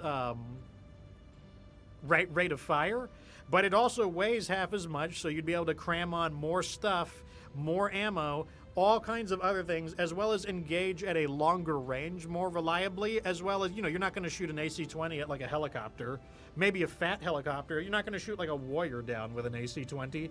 You would shoot a warrior down, you would shoot a turret down at 1,000 meters with an AC-5 though. So basically the AC-5 is just such a more flexible and useful weapon than the AC-20. And, sure, you could say, oh, but what if you concentrate your attacks on one body part with the AC-20? Well, what if you concentrate all your attacks with an AC-5 on the same body part? If you have the accuracy to concentrate your AC-20 shots, why don't you have the accuracy to concentrate your AC-5 shots, as well as the fact that with an AC-5 you use half as much tonnage? So an AC-5 will have better support weapons. Like an AC-20, yes, maybe if you're always hitting the same body part every single time, you can compete with an AC-5. But with an AC-5, you also can use a PPCX or an ER large laser or an LRM or an SRM and the heat sinks and the ammo to use all of them very comfortably, because the AC-5 is an 8-ton weapon and the AC-20 is like a 15 or a 16-ton weapon. And the AC-5 has better heat efficiency, whereas the AC-20 has weaker heat efficiency. It needs more heat sinks, whereas the AC-5 really doesn't need much in the way of heat sinks at all. So it's not just the AC-5 versus the AC. So first off, the fact that the AC-5 has an argument to compare itself to the AC-20 is already embarrassing for a weapon that weighs twice as much as for a weapon that weighs half the weight of an AC-20. But we have to factor all of the tonnage you saved is added to auxiliary weaponry and auxiliary equipment and heat sinks. That damage needs to be added to the performance of the AC-5, because the AC-5 is saving you that weight. So it's not just the AC-5 versus the AC-20. It's the AC-5 and all of the support you gain from saving 8 tons versus the AC-20. And that's the reason why I don't like to use the AC-20 overall. And that's why the King Crab was an underperforming mech overall. Any closing thoughts before we move on to our top 5 picks? All good. Okay, time for our top 5 picks. These are the mechs. Of all the mechs, these are the ones that we thought were the top 5 best. Then we'll do the top 5 worst. Then we will settle on the best mech and the worst mech overall. So, top 5 mechs. I'll pick one and then you pick one. So first up, the Archer 2P. The Archer 2P, and then I guess I'll go ahead and bring this up so we can see it. The Archer 2P is the melee archer. Let's go ahead and take a look at that real fast so you can see what you're looking at. This was a mech that not only exceeded expectations. We had a curiosity that maybe it could be good, but it exceeded specifications or expectations by such a high degree that it became a top 5 best mech. So what we have here is, if it's going to load. Hasn't loaded it in. What we have here is the melee version of the Archer. This mech is great. Tons of SRMs and a devastating melee weapon. There's nothing bad to say about it. What are your thoughts on the? Because I see you also chose the 2P. Yeah, it was also on my list as well. It just kind of came out of left field. I didn't really know much about it, and having used it, it's definitely one of the best melee mechs in the game. I mean, it puts, for example, I'd much rather pilot that than the Victor, for example. So, yeah, absolutely brilliant mech, and would highly recommend anyone picking that thing up. It's a bit hard to find, mind you. And if you wanted to customize this a little bit, you would basically just upgrade into double heat sinks, get yourself some nice double heat sinks. You probably don't even need the lasers. You could probably let go of the lasers. It's up to you, personal preference. More double heat sinks, ammo in the legs, and then if you want to add upgrades, the main upgrade I would suggest is add in speed and turning. Speed and turning, and you're going to have like a great mech. Like it's great. So my next pick is the Archer 2K. The Archer 2K, this is a mech, double punchers, full-size punchers, 25 damage a punch, and what you're going to do is you're just going to load up with your PPCXs. Just get in there, PPCXs, get in there with your SRMs. SRM6, where are they? 3 tons. Where are my SRM6s at? Here it is. SRM6s, it doesn't matter what type they are. Ammo, you know, like, you probably need like 4 tons of ammo is probably fine. And then the rest is just armor and double heat sinks. In fact, I'll probably drop 1 ton. There you go. There is your basic build. You know, there's nothing to it. It's still going to get a little bit hot. You could drop 1 SRM if you want, and then go even more double heat sinks. But like either way, you're going to wind up with something that just has like absolutely brutal close range firepower. It's just going to absolutely flatten things. Go ahead and what is your pick, Doctor? So conversely, where you picked the Archer 2K, I picked the Archer 2S. I think this is just a case of personal preference between the two. Both of them are really, really nasty mechs. They both basically do the same thing. If I'm being honest, probably prefer SRM slightly over PVCX, and I guess it's, again, maybe just a question of preference. I like the range, and I like the fact that when you basically are on SRM 6 Artemis 4, Tier 5, it basically is like a laser. There's not much spread with the missiles. So I just was absolutely putting mechs to the sword with this. But again, I think it's a case of you used the 2K a little bit more than I did, and I used the 2S quite a bit more than you did. So I think they're interchangeable almost, but I went the 2S anyway. So what? How did you load your? Did you do all Artemis system? Yep. 2 6s and 2 4s, and then 4, I think, small lasers, and then filled in with double heat sinks. So you would do something a little bit like this, and then a whole bunch of double heat sinks, maximum armor, of course. And I didn't have too much heat issues though. I mean, if you're absolutely like pounding the fire down on in like a max heat area, fair enough. But in most of the neutral zones, it didn't give me too much bother with heat, really, because to be honest, by the time you destroyed the mech, the heat wasn't really showing, and to be fair, we were using very high tier SRMs, but yeah, I never really had any issues with heat, mainly because anything was dead before you could get enough heat to worry you.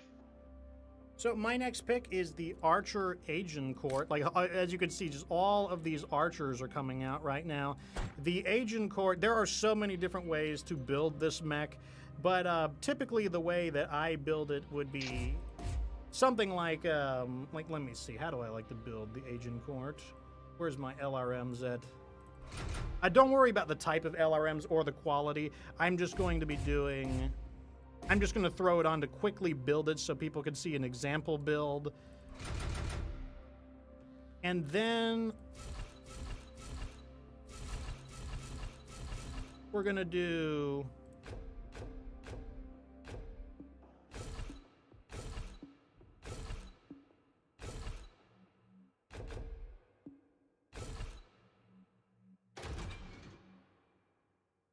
and where are my double heat sinks at?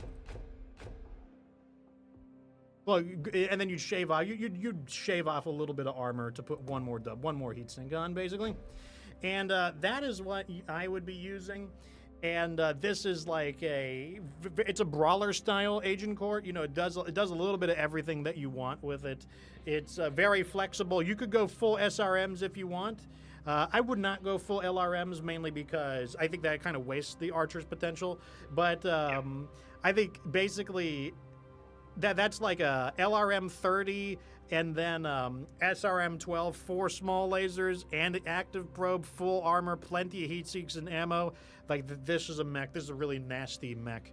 So go ahead and what was one of your picks? I also had the Archer Agincourt on there. So yeah.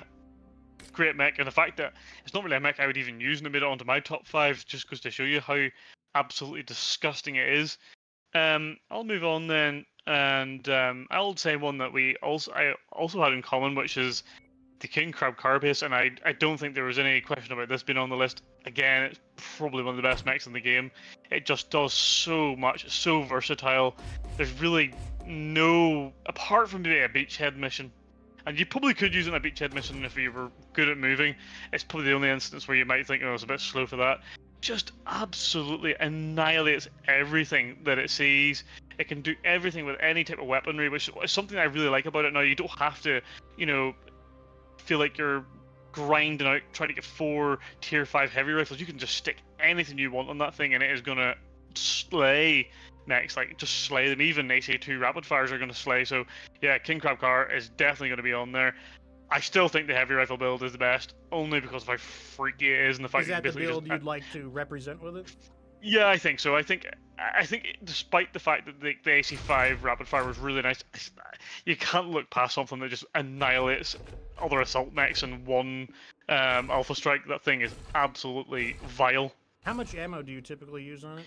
I think I typically do. It's either 3. I think I do 3 typically per heavy rifle. I think, or 2.5. I can't remember. So I might either do 5 for 2 or 6 for 2, but. A lot anyway. It does benefit from having upgrades as well, I might add. But you're basically building like the ballistic Death Star. Yeah, I mean, if you can see it, you can probably kill it. Like, that's basically the kind of mech that it is. Like, it's like an absolutely devastating mech. I kind of would understand if someone would say to me, do you know what, Sheriff, actually, it kind of breaks the game. I don't disagree. And that's how I know that it's probably the best mech in the game. It actually breaks the game. It's like mechs in this timeline are not meant to be this powerful. Like, and my point being is we're going to be fighting against clan mechs this coming week, and they're supposed to be like, you know, these crazy mechs that, you know, could just wipe out the inner sphere. Well, let me tell you something. That's as good as any clan mech, and it shouldn't be, because heavy rifles are basically like primitive tech. It shouldn't be that powerful. So it is slightly, I guess, lore breaking perhaps, but I mean that's not the question. The question isn't what's the best mech within the lore. It's what's the best mech within the mechs that we've chosen to represent us here. So yeah, filthy. And anyway, that yeah, that's my 4th pick for top 5 there. So I'm going to pick one, and I'm choosing the Javelin High There as my final pick. The Javelin High There is a really, really high-performance mech. Not a difficult mech to customize either. I just went with 4 medium lasers and 2 SRM6s, max the armor, and then just throw in your double heat sinks. 2 tons of ammo, one ton of ammo for each SRM6, and bam, you've got a perfectly good mech. It does have full-size light punchers. Doesn't come in handy too often, but overall, decent armor, good speed, high firepower. This will help to manage your heat better, and just overall, it's the Javelin High There, like a very, very high-performing mech, especially if you enjoy light mechs. What's your final pick, Doctor? Yeah, my final pick was the Grey Death. That's the Shadowhawk GD, the hero Shadowhawk. I was certain that this mech would do really well. I actually do think it probably overperformed slightly what I expected, in the sense that I never really had tested it in super high level missions, and it did extremely well. Typically, I'll put an LB10 XAC on there, 4 small lasers, and an SRM6, and then just clad out with ammo and heat sinks. Never overheats. You can fight it honestly any difficult. I will happily take this thing into maybe, I don't know about max difficulty missions, but certainly high level beachheads, high level anything really. And it kind of gets ignored a bit for some reason. It just, yeah, really good mech. It's good speed, good armor, really, really satisfying mech to use, and definitely my top 5, especially because I think that it may be up there with some of the best medium mechs in the game. I think one thing it does better than the Kintaro, not to like linger in this too long, is the balance. I love the balance of it, where you just got a little bit of lasers, but enough to do some substantial amount of damage. One SRM6 is always a great complementary weapon, but the LBA 10 XAC on a medium mech that runs that fast is just so freaky. It really, really is. Especially when you're backing it up with the weapons it has to complement that. Yeah, and so those are our top 5 mechs that we chose, plus like an example build of what we were using. And now we'll go into our worst build, our worst mechs. I'm not going to, we don't need to show what the worst mechs actually physically look like, but List is... this one was actually kind of tough. Like there were more than 5 mechs that I wanted to put on the list. But, okay, so bottom 5 mechs, worst mechs. One of them is going to be the Hatchetman 3F. This thing is like just the death sentence. Like, it's such a bad mech. When you fight against them, they're just a free kill. They're so easy to destroy. They're so slow. Like, if you get into melee with them, they either caught you by surprise, and then they hit you once, and then you just alpha strike them out of existence because they're so fragile. This mech stinks. Let me mark it off. Go ahead and pick one of yours, and if yours is mine, then go ahead and pick another one after. Hilariously, I think our entire bottom 5 list is identical. So yeah, I'll just go with the next one then and give a brief description. I'll go with the standard king crabs. Again, they just stink. You can't do anything with them. The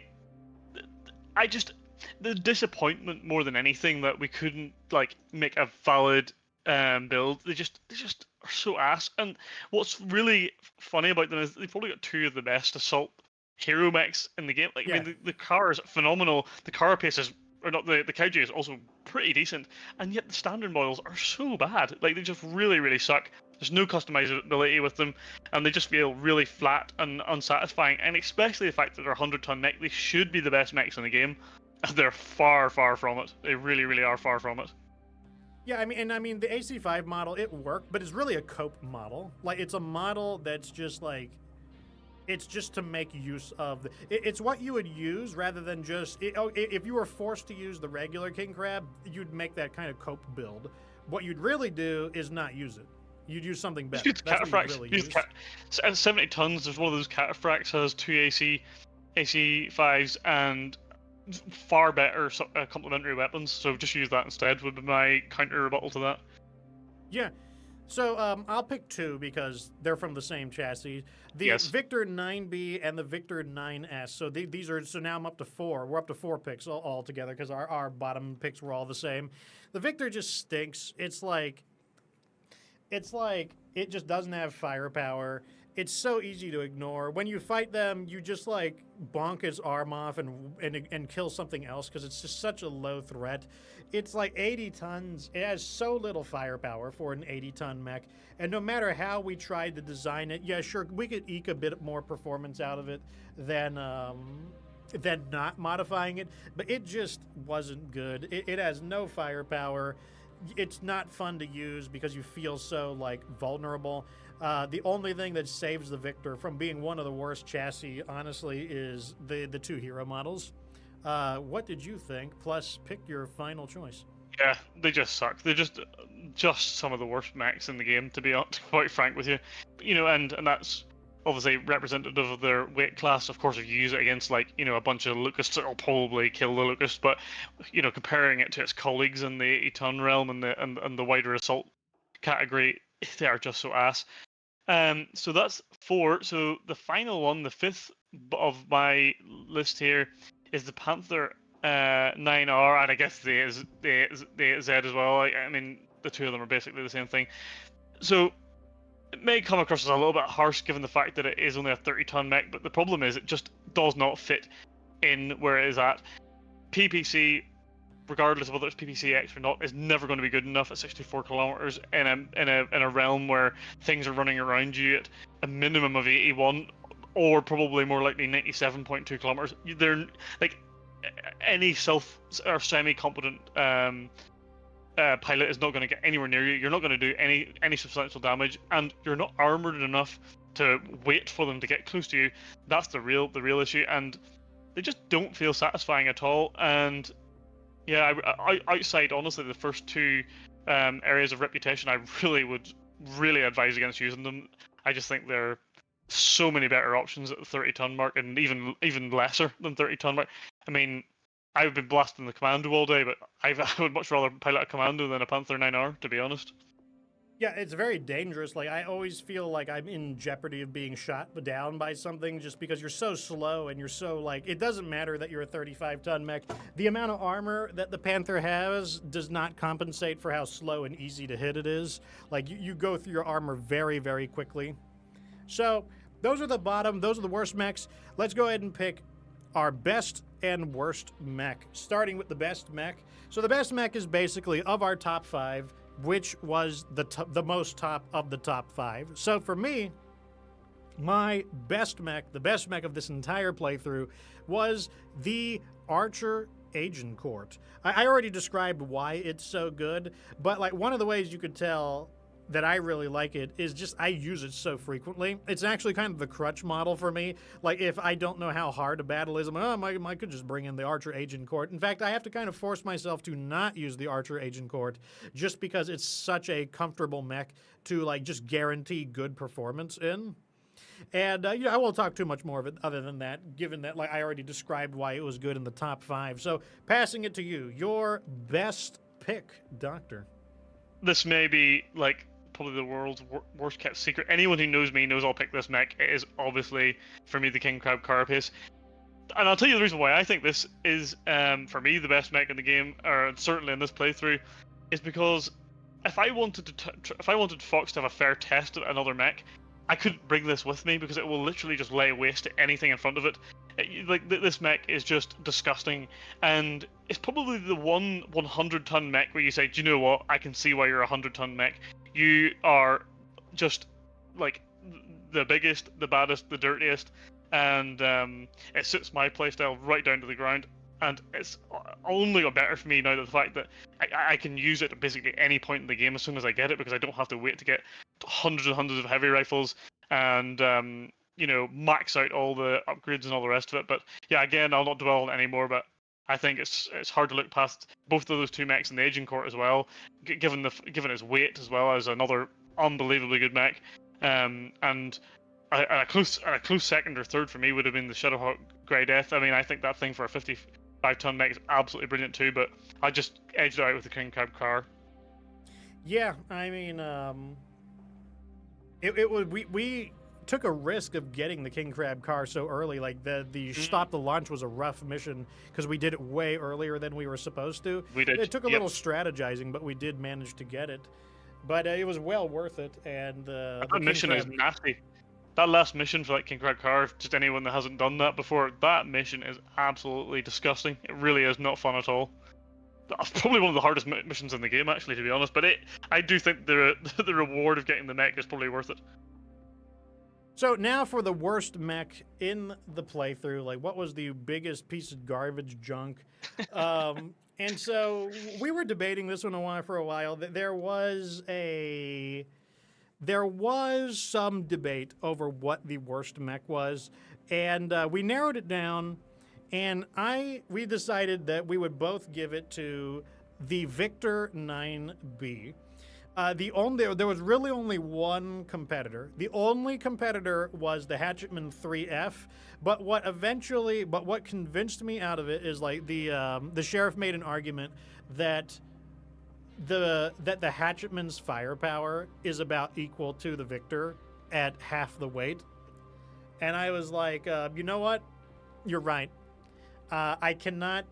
Even though the Hatchetman is extremely dangerous, like you're very likely to die in it, it's the fact that basically you are more likely to die in a Hatchetman than a Victor, which is why it might sound strange, but it's not the danger to you that makes the Victor bad. It's the danger to your lance. By not being able to destroy enemies in a quick and efficient manner, because in the medium class, the weapon systems on the Hatchetman are still proportionally better than the weapon systems on the Victor. So even with the Hatchetman's weapon, you're more capable of destroying other light mechs and other medium mechs. The Victor weapons are so weak in a weight class where you are fighting veteran pilots elite pilots in big mechs with lots of armor, the Victor does so little damage. It's your allies that suffer, not you. In the Hatchetman, yes, you are likely to die. In the Hatchetman, your 3 AI-controlled lancemates are likely to die because you cannot get the job done effectively in the Victor. So the Victor imperils your entire lance, where the Hatchetman just imperils you. So for the Victor to have so little firepower at 80 tons, we had to give it to the Victor. What were your thoughts on it, Sheriff? Yeah, I wasn't sure if I was going to share this metric I made. It's a kind of a bit of a bullshit metric, but I'm going to share it anyway because it is quite funny. So when I took the damage Do you of want me to the show the? Do you want me to show the Excel graph? Yeah, you can show the Excel if you want. So when you take the Panther 9R, for example, is a mech where we thought was absolutely trash, and you take the damage and divide it by the weight and tons of the mech. Now, in fairness, this is not an upgraded or optimized mech. This is just literally the standard Panther, Victor, and Locust. And it does 1.32 damage per ton. Okay, that's the standardized number. The Victor, standard Victor, not optimized or anything, 64.6 divided by 80 does 0.8075 damage per ton. It's a bit of a bullshit metric, to be honest, because smaller mechs are going to be benefited by the numbers because they are smaller and have a lower number. But I don't care what anyone says about that. A Victor should be outgunning a Locust per ton. And when you take the damage that a Locust does and divide it by the weight, it is only slightly worse than the Victor. So my final conclusion was the Victor is basically the Locust of the assault class, and it doesn't even run that fast, so therefore it must be worse, and that is why it is the worst mech in this playthrough for me. Yeah, the Victor was like, I always knew, I knew the Victor was not going to be great, but once we really tackled it and dug into the Victor, that's when we could really see what the problems with the mech were. So that is our analysis over 35, basically 36 episodes of gameplay. That is our analysis. Before we go, I will take any questions or comments from the chat. Like if the chat has any questions about these mechs, any of these ratings, anything. If not, then we will, I'll show you the schedule, tell you the plans, and then we're going to get out of here. And then I'm going to get something to eat because I am hungry. And I have a bed to go to because I am very tired. Do you know that was 92 mechs? Wow. We've tried and tested it in just this one playthrough alone, and this is I think this is the third one now. Am I right in saying? So yeah, a lot of work's gone into that. So I've enjoyed it though. So thanks for allowing me to come along and experience the science of it all, Fox. I've really appreciated it. It's been very good, very educational for me as well. Yeah, I mean, I definitely learned. I think we both learned a lot, and it kind of showed. People always like, "Oh, when are you going to mod? When are you going to use mods?" I mean, we still have not exhausted the base content yet. We are still learning about the base content of the game. So, I still have no need for mods because I'm still learning about the base level content of the game. And I think that gives us a significant advantage over other people when Kerensky comes out because, we can see the mechs that are already got like a leg up on the competition overall. But, okay, so overall, it looks like everyone is pretty satisfied with our conclusions in the analysis. So I will show you the schedule so you can know what's going on in the world of Get Good Fox. The schedule. So today is the last day of the week. Next week is Shadow of Kerensky. Shadow of Kerensky is on next Wednesday. So yeah, like this Wednesday right here, that's when Shadow of Kerensky is. So we will be playing Shadow of Kerensky. I wanted to get this playthrough done. In addition to that, Mecha Break Season 1 is beginning next week as well. I haven't narrowed it down to exactly what day it is, but you can expect next week we are going to be doing basically nothing but Mecha Break and MechWarrior 5. And then on Tuesday and Thursday, we will continue doing Anime Night. We're watching Gundam Wing. We're up to like episode 11. so far. So like there will be anime night unless we have to cancel for some odd reason. On every Tuesday night and every Thursday night has been anime night. That is what is going on. Have they announced the price? I don't know if they have. I'm not aware of it, but no one seems to think that it won't be $20. Like everyone seems pretty convinced that it'll be $20. Let me just check Steam real quick. Yeah, it's like that's what I know about it. Like, if there is a price difference, I'm not aware. Anyways, so what are we going to be doing next for MechWarrior content? We're going to do the Shadow of Kerensky playthrough, Nothing. and what we will be doing is we will be analyzing all of the new clan mechs and all of the new Inner Sphere variants and the weapons. After we do the Shadow of Kerensky playthrough, we will then continue the voted playthrough where you guys in the Discord will be able to vote for the next set of mechs, and you will not be able to vote for the mechs we've already tested. Those models will not be available, and eventually we'll have used every single mech in the game, and we'll have rated every single mech in the game. And I think it'll take 2 more playthroughs. Three if you include Shadow of Kerensky. Yeah. So this will be the last vote?